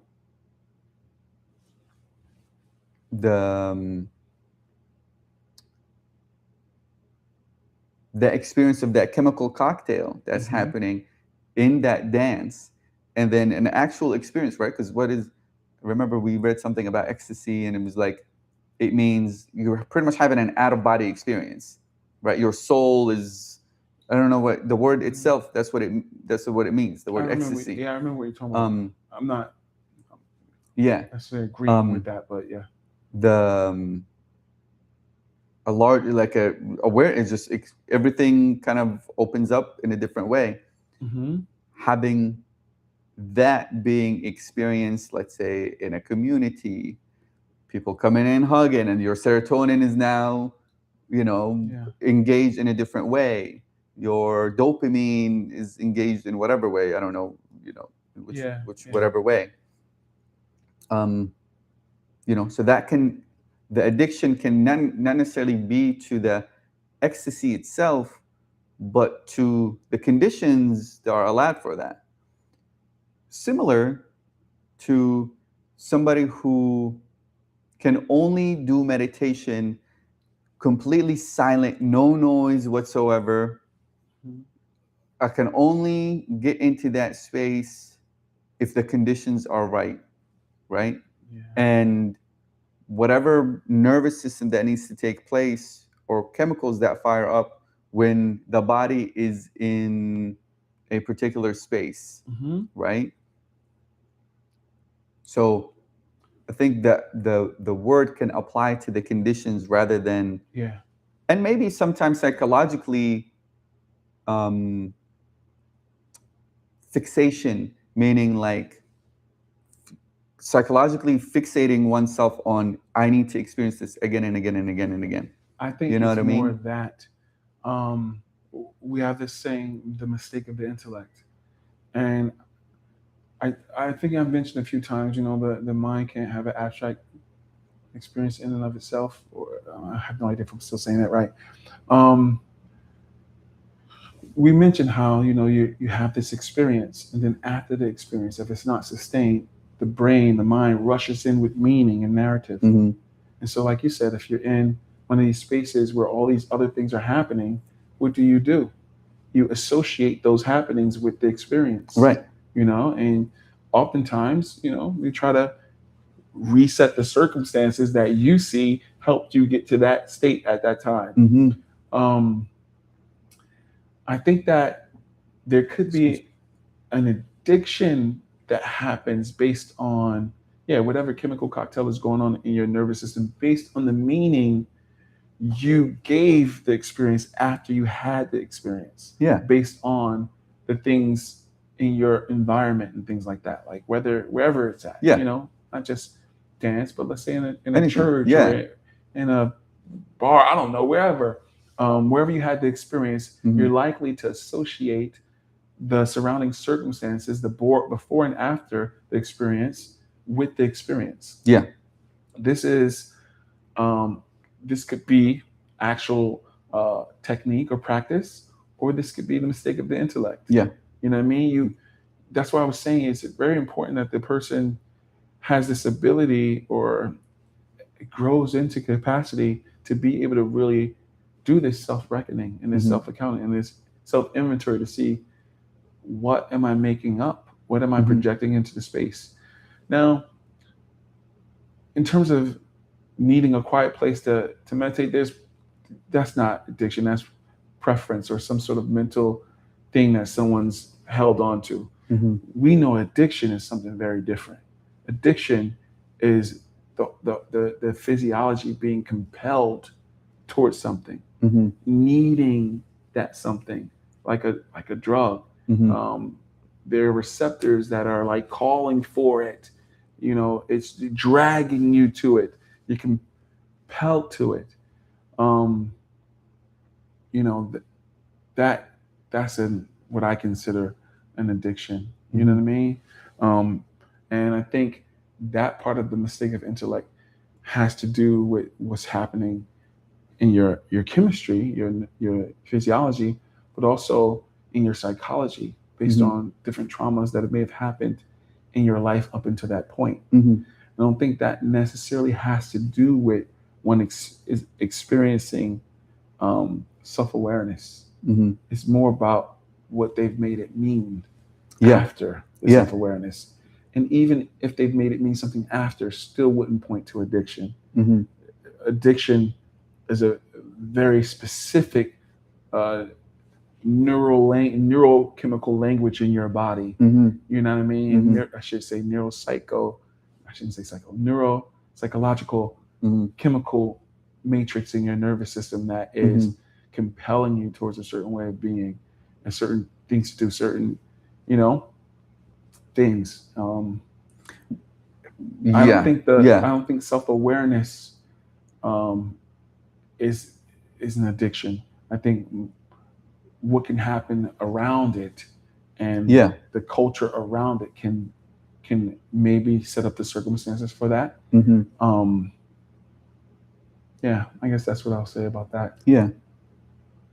Well, I think that, like, having at least, you know, the understanding of the psychological aspect of it, right? Like, which I don't know how that, you know, to the chemical cocktail that you were talking about, how that applies to it.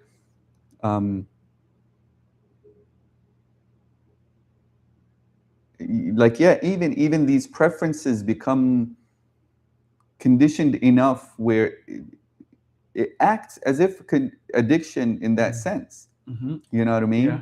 Where it's like, and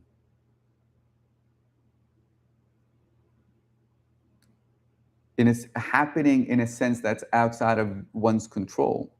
You know, in a. You mean like this is the other phrase, like compulsive something disorder, right? What's that? You know what I'm talking about? Where OCD. OCD. What is it? I don't know, something. But it's like person's compelled to do this kind of thing over and over again, or something like that. Yeah. Forgive us for anybody who's experiencing that, and we're jacking it up. Yeah. But you're saying you could see that building around someone's experience of what you're saying is the spiritual state, right? That it because again, the whole idea is that it starts to only be experienced if it looks a certain way. Wow. It's only if it's like this, then it's only experienced, or that state is only available. Right, in that particular container, or in that particular whatever, you know what I mean? And it doesn't bleed into life, or bleed into the responsibility of life, or bleed into the wholeness of the human experience. It's just not morally speaking, but it's just ignorance. They don't know what they don't know. You know what I mean? And because they don't, they associate it to certain things in certain ways. It's my opinion that is ignorance, right? And because they don't know, this is what everyone is doing nearly everywhere, in nearly every religion across the ages, have reduced God or that experience to the circumstances surrounding it. Then we have these cultures and traditions that build up, and they're useful in their own right until they're not.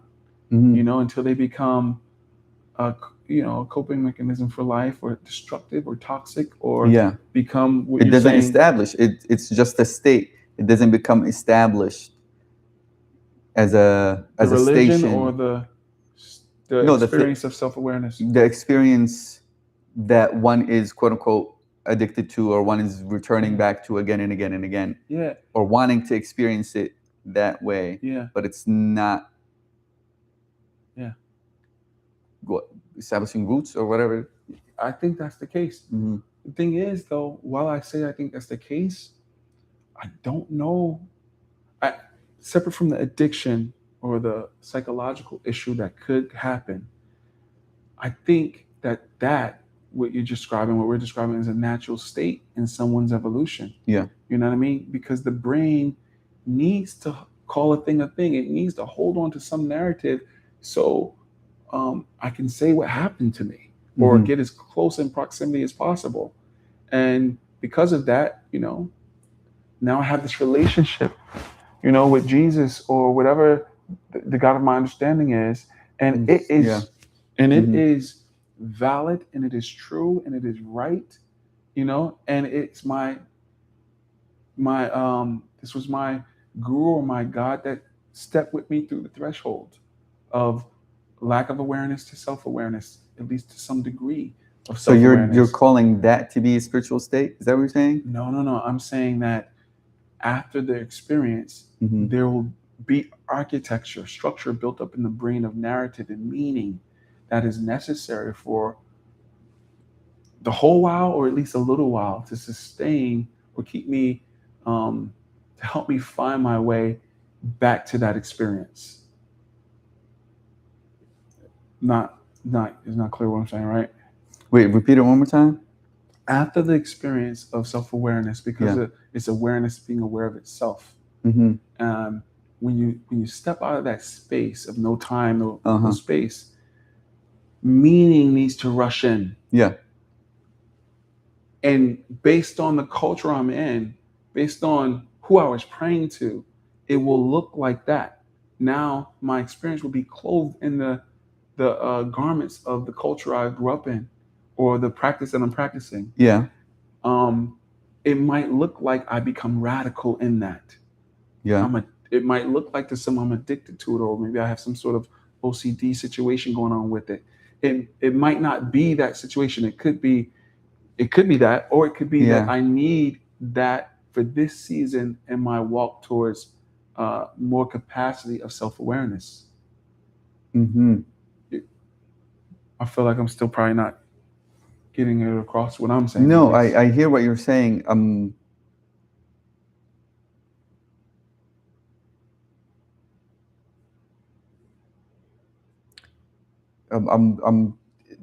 trying to wrap it into what this is talking about as far as spiritual state. So you're saying there's an experience that someone has, Mm-hmm. and what you're calling what somebody may look like they're addicted to or more engaged in kind of like fixation is the could be a step on in the journey. the culture of which the meaning that they gave to that experience. Mm-hmm. So then they are going deeper into what? Or going fixated into what? Into the culture or into the... Yeah, for a season, because that's the only way their mind knows how to engage with it. Something incredibly powerful just happened. The Yeah. level of self-awareness. It is once you after that experience, it's not gonna your brain is not gonna just let it be what it was. It has to color it in something. Yeah. And it does that so you can make some kind of sense of it. Mm-hmm. So I can make some kind of sense of it. And I'll use that to do it again, to try to do it again, to try to experience it again. Mm-hmm. You know what I mean? Mm-hmm. I may or may not experience it like that again. Yeah. This architecture that I built up after the experience might become toxic for me, or it might become liberating for me. That's why I meant like each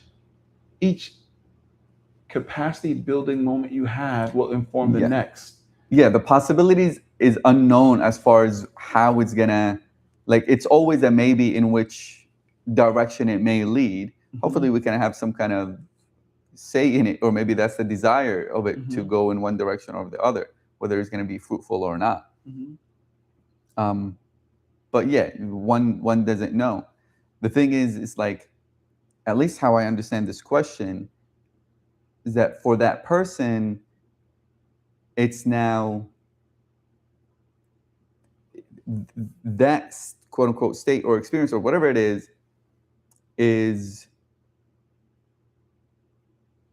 there's a fixation on that. So it's not necessarily whatever the culture, like it may look like the culture, but at some point it may look like just jumping from one thing to another, chasing that thing. Like, okay, one teacher, or another circle, another retreat, another, mm-hmm.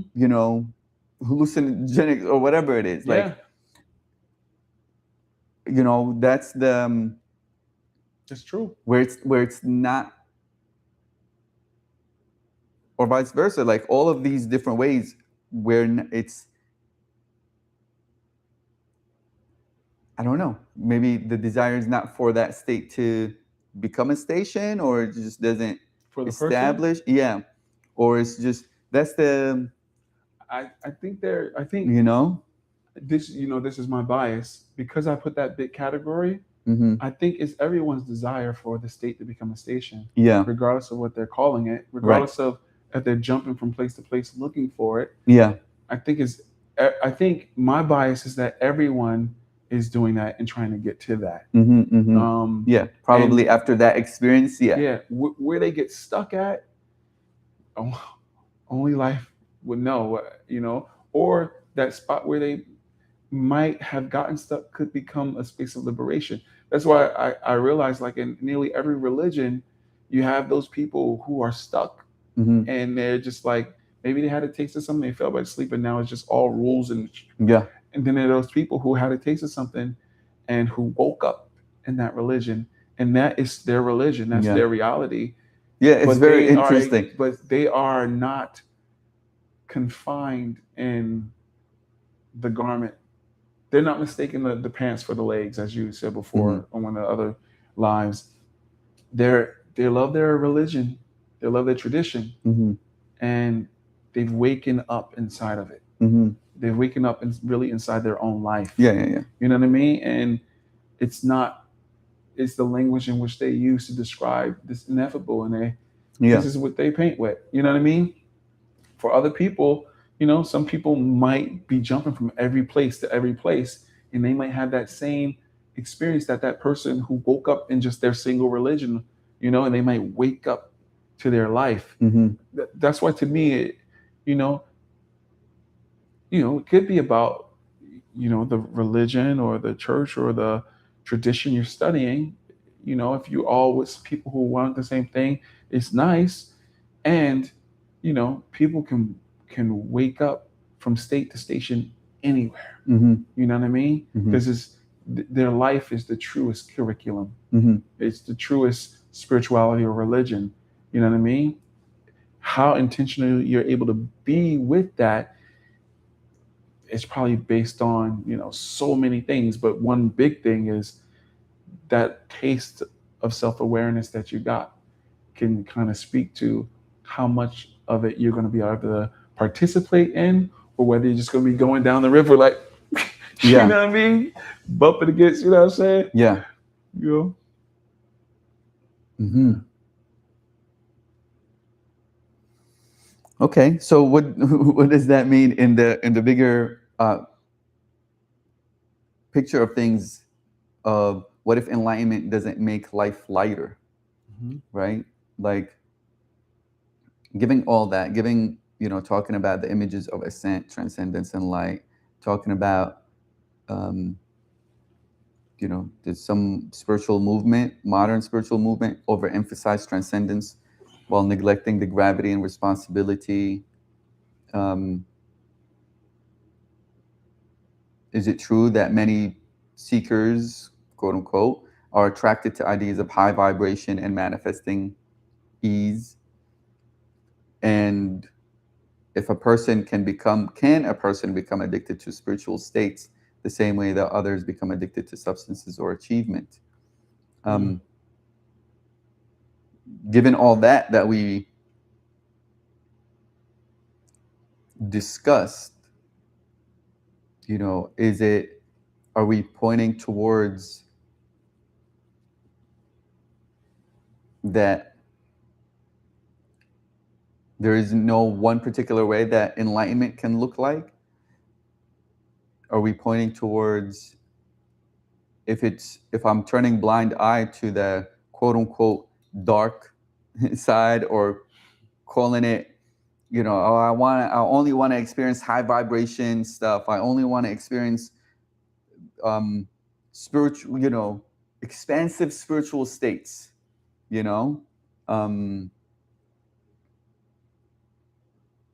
that if we're not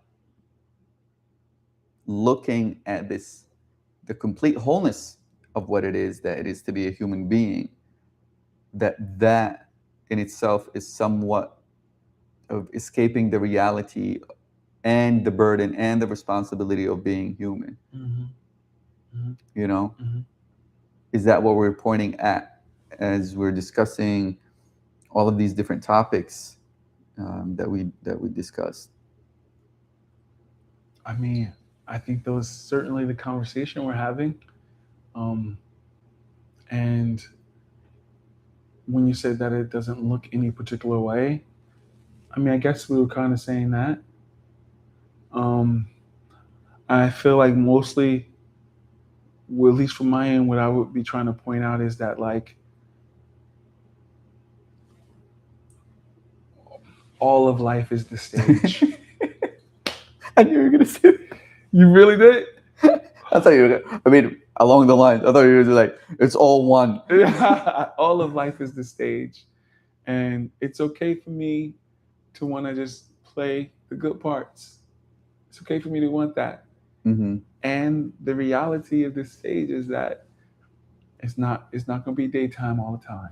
You know what I mean? If we want to associate day with good, you know what I mean? It's what is evolving is my capacity to be with reality and engage with reality. And that is evolving because my capacity to be self-aware is evolving. So what happens around that is going to be called life. You know what I mean? But I do get to choose, to some degree, some of it. I get to have a solo somewhere, somehow, how I'd like to play. But it's not going to opt out all the other things that's, you know what I mean? Yeah. All the other people who are playing their solos, you're going to bump up against them. You know what I'm saying? Like, and some of them might be aware, self-aware, and not aware at all. And, you know, how do I authentically, in the moment, engage with reality? And do I have the capacity to do it? Do I have the capacity to be self-aware? Do I know my intentions and my impact? You know? And if not, that's okay. But as the capacity expands, as the aperture on my lens of self widens and my lens of reality widens, I can engage with a little bit more possibility and choices. When it's restricted and constricted, then, you know, my movements look a bit more rigid. Yeah. You know? Yeah. I think that's what I'm pointing at, like, in terms of this question. And I would say yes, you know, those who are seekers, if I'm to consider myself one, I would much rather, you know, more high vibrations. And I'm also want to be true to what's appropriate in the moment. What about you? Yeah, I think for me, the pointing at is that spirituality, in whatever way, can itself be a tool and a way of escaping, right? That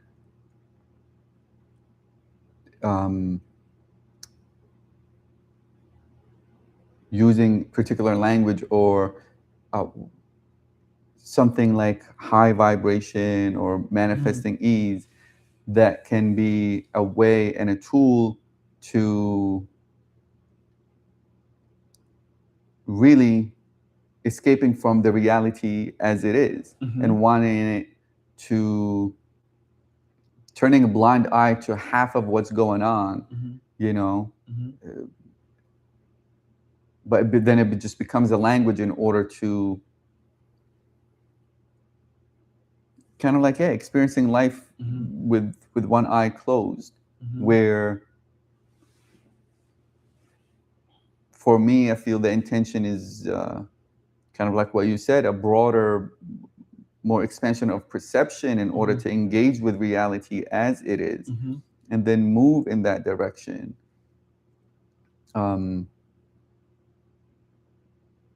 That, yeah, sometimes it's ease and sometimes it's difficult. And regardless of the outer experience of it and or my preference in it, a level of engagement with reality is happening from an awareness, witnessing standpoint. Yeah. Accepting what is rather than denying and saying, no, this is not what it is. And it's only spiritual if it's high vibration. It's only spiritual when I'm experiencing these mystical spiritual states. You know, that it's only if I'm doing it that and I'm experiencing that, then you know, I'm experiencing life, or that I'm experiencing the spiritual life that I say I'm experiencing, and that's the correct quote unquote indicator for me that I'm doing you know, I'm walking the right path, let's say. Right. You know, so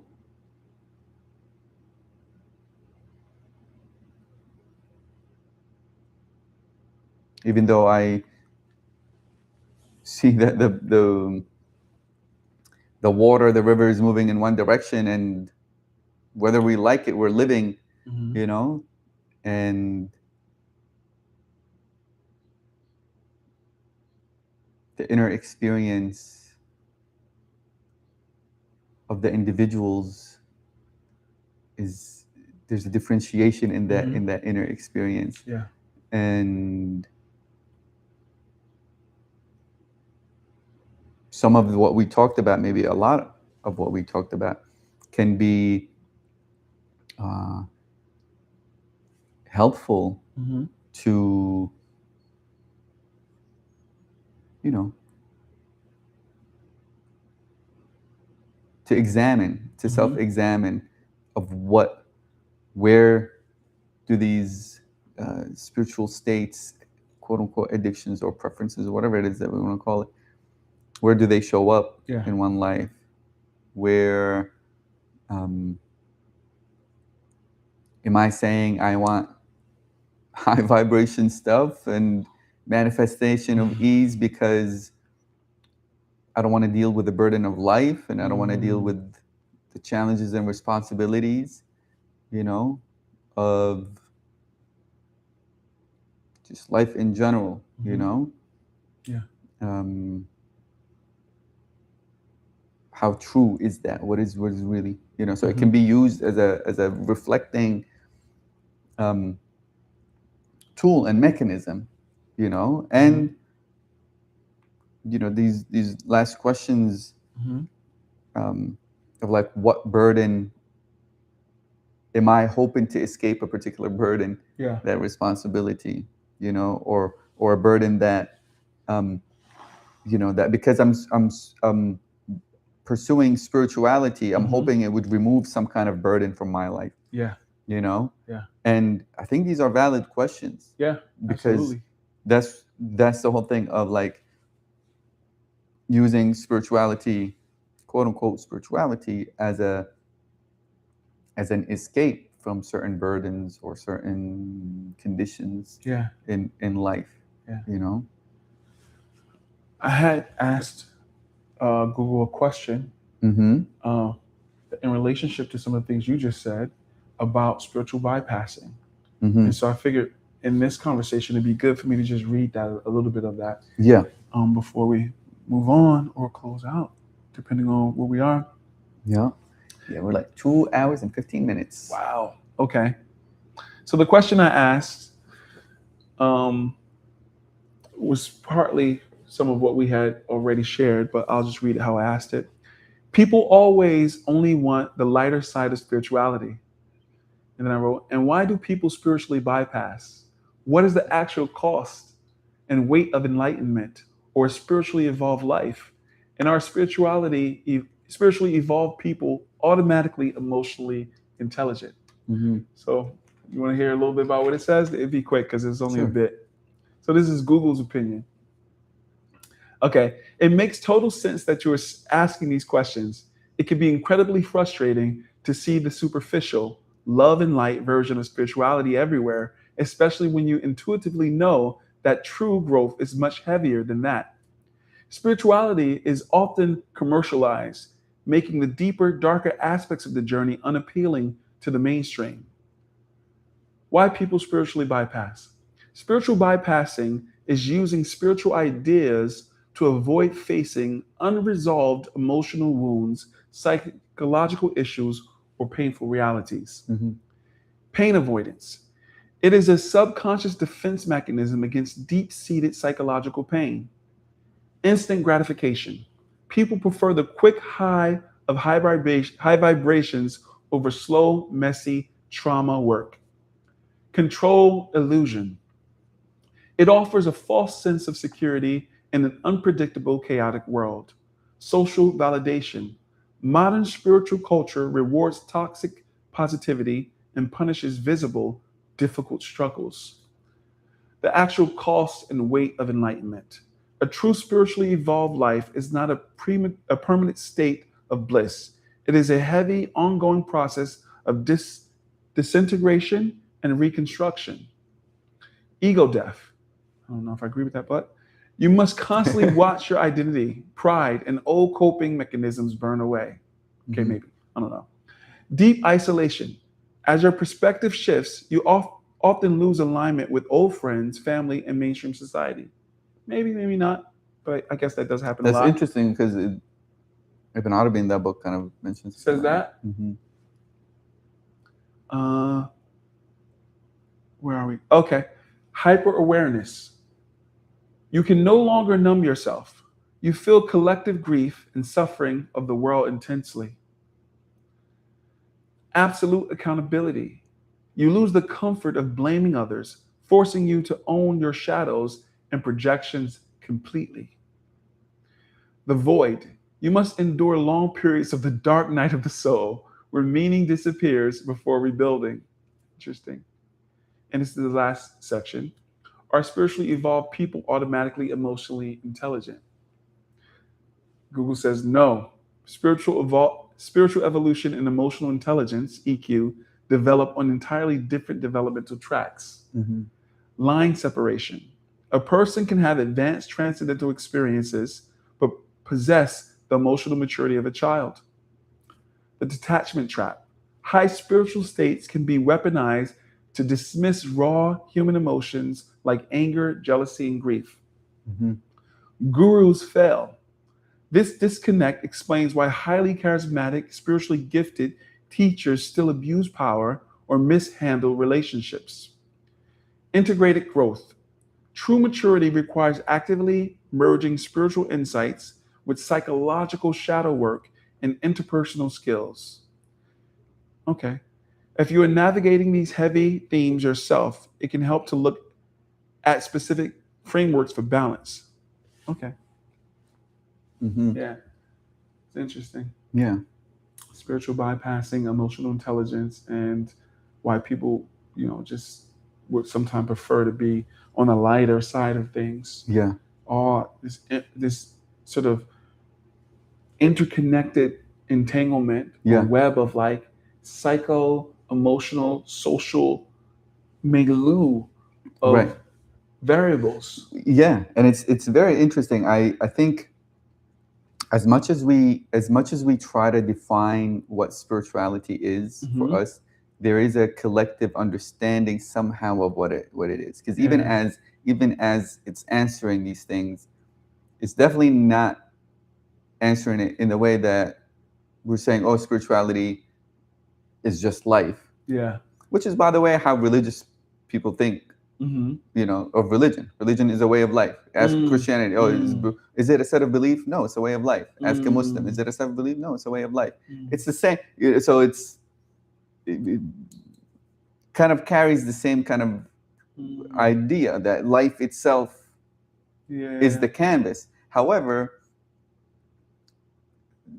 I think that's part of the challenge in conversations when there needs to be differentiations, right, in order to isolate and examine in a way that is like how it made a difference there between spirituality or spiritual maturity and emotional, and that it's a different thing, and that spiritual maturity is probably different than psychological maturity. Yeah, it has its own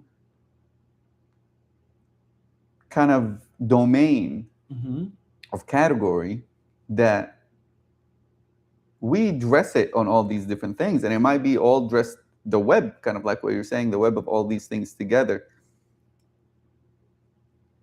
And at the same time, maybe not, there's a differentiator that quote unquote spirituality occupies, that is not psychological, that is not physiological, that is not emotional, that is not social, you know what I mean? Yeah. That's not, has nothing to do, or maybe everything to do, but at the same time, there's a place where there isn't an overlap.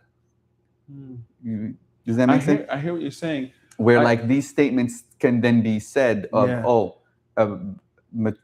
spiritual maturity has a different line of development than emotional maturity. Yeah, which is why I asked the question like that, in terms of, and are spiritual evolved people automatically emotional intelligent people? Right. Because, in Vedic science, we say that there's not a one-to-one correlation between enlightenment and moral development. Right. You know what I mean? But also, when this is reading, it's speaking to mainstream ideas of what spirituality is. Exactly. But when we speak, it's from a context of mainstream, but trying to expand the conversation to what at least our lens of spirituality is and what it's speaking to. Because really, I mean, I guess there's some use to speaking in terms of mainstream, because, you got to meet people where they are in order to even get clear about what you're trying to talk about. Yeah, exactly. You know what I mean? But ultimately, these different religions often say it's a way of life, but they're alluding to like their way is the right way. But when I think about it all being life, or it all being the same stage, it's speaking to the fact that my point of fact that none of the religions or traditions can escape being human, having a nervous system, and going through the stages of development. They can't escape any of the things that life is having to offer. Through their religion won't allow it. Their relationship with God doesn't allow it. It's hardwired in reality. You know what I mean? That's so when I say one, or I'm talking from there. You know what I mean? Whereas I think where they're saying one, oftentimes they're speaking from their point of view, their lens of their religion, or what they think their religion is, being like the right way. Mine is the right way. That's what I'm gonna say.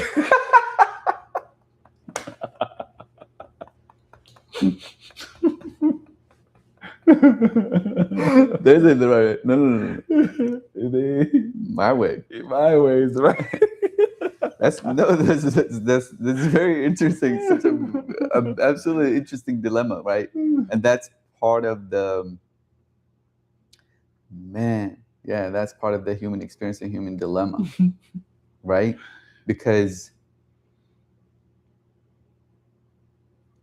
there's no way we would walk a path if we don't think it's the way to walk it. There's no way. Now, I can see what you're saying of it being different, of me imposing that onto you, right? But for me to believe it's not my way, is not the right way for me, unbearable. What the heck? Then why am I walking it? Exactly. So, even that thought is unescapable. In order to walk it. It's the way. But to impose it, it's a whole other thing. Whole different thing, bro. But that statement can be a true statement. Which one? But my way is the right way. Yeah. Right? That could be a true statement because it is self-referential. Right. You can join my harem. You know what I mean? Yeah. And it could totally be the wrong thing for you, or it could be the most enlightening thing for you. It has to be, a self-awareness to awaken, and people make their choice based on whatever capacity they have of self-referential nature. Until then, they're just in the river wherever they were born at. You know what I mean? And being tossed to and fro by either Right. their culture or tradition or societal norms. You know what I mean? Mm-hmm. But each person in their own way, in their own timing, like popcorn, gonna pop. Nice. Yeah. You know what I mean? Yeah. True. And some don't. And some don't. You end up taking a bite and there's them kernels in the No. in the bowl. And dang, That's my favorite. That's your favorite? I like them it. burnt kernels. Yep. Really? Yep. Has some nice salt in the bottom. What? You rub it in salt? No, it's already has salt. I love it. That little, just like, You can bite through it? Sometimes. Oh. Sometimes. Well, yeah. But yeah, like each person. Mm-hmm. I don't have a harem. I don't even know what that really is. I have. Just joking. No, I'm joking. He's not. Okay, awesome. So 2 hours and 30 minutes. Amazing. And this is just pretty much the first segment of this idea of, the cost, the true cost of awakening or embracing the weight of one's own life. Okay. Right. And pretty much the segment that we just spoke about is trying to paint a picture maybe and identify how mainstream society understands spirituality and how it can maybe be used, if we're not careful within ourselves, how it can be used as a tool of escaping. And even how it says, like, it may evolve in a way that is absent from moral development or from emotional maturity development or whatever, all these different ways, rational development. And that if we're not careful, we can be stuck in our own ways and having it look a particular way, and rob ourselves from the expanded perception of reality and seeing it how it is, rather than just looking at what we'd want to look at, and as if all of this stuff doesn't exist and it's not part of the larger reality. And hopefully next week, God willing, we'll get to talk about the fantasy of becoming untouchable. This idea that this is,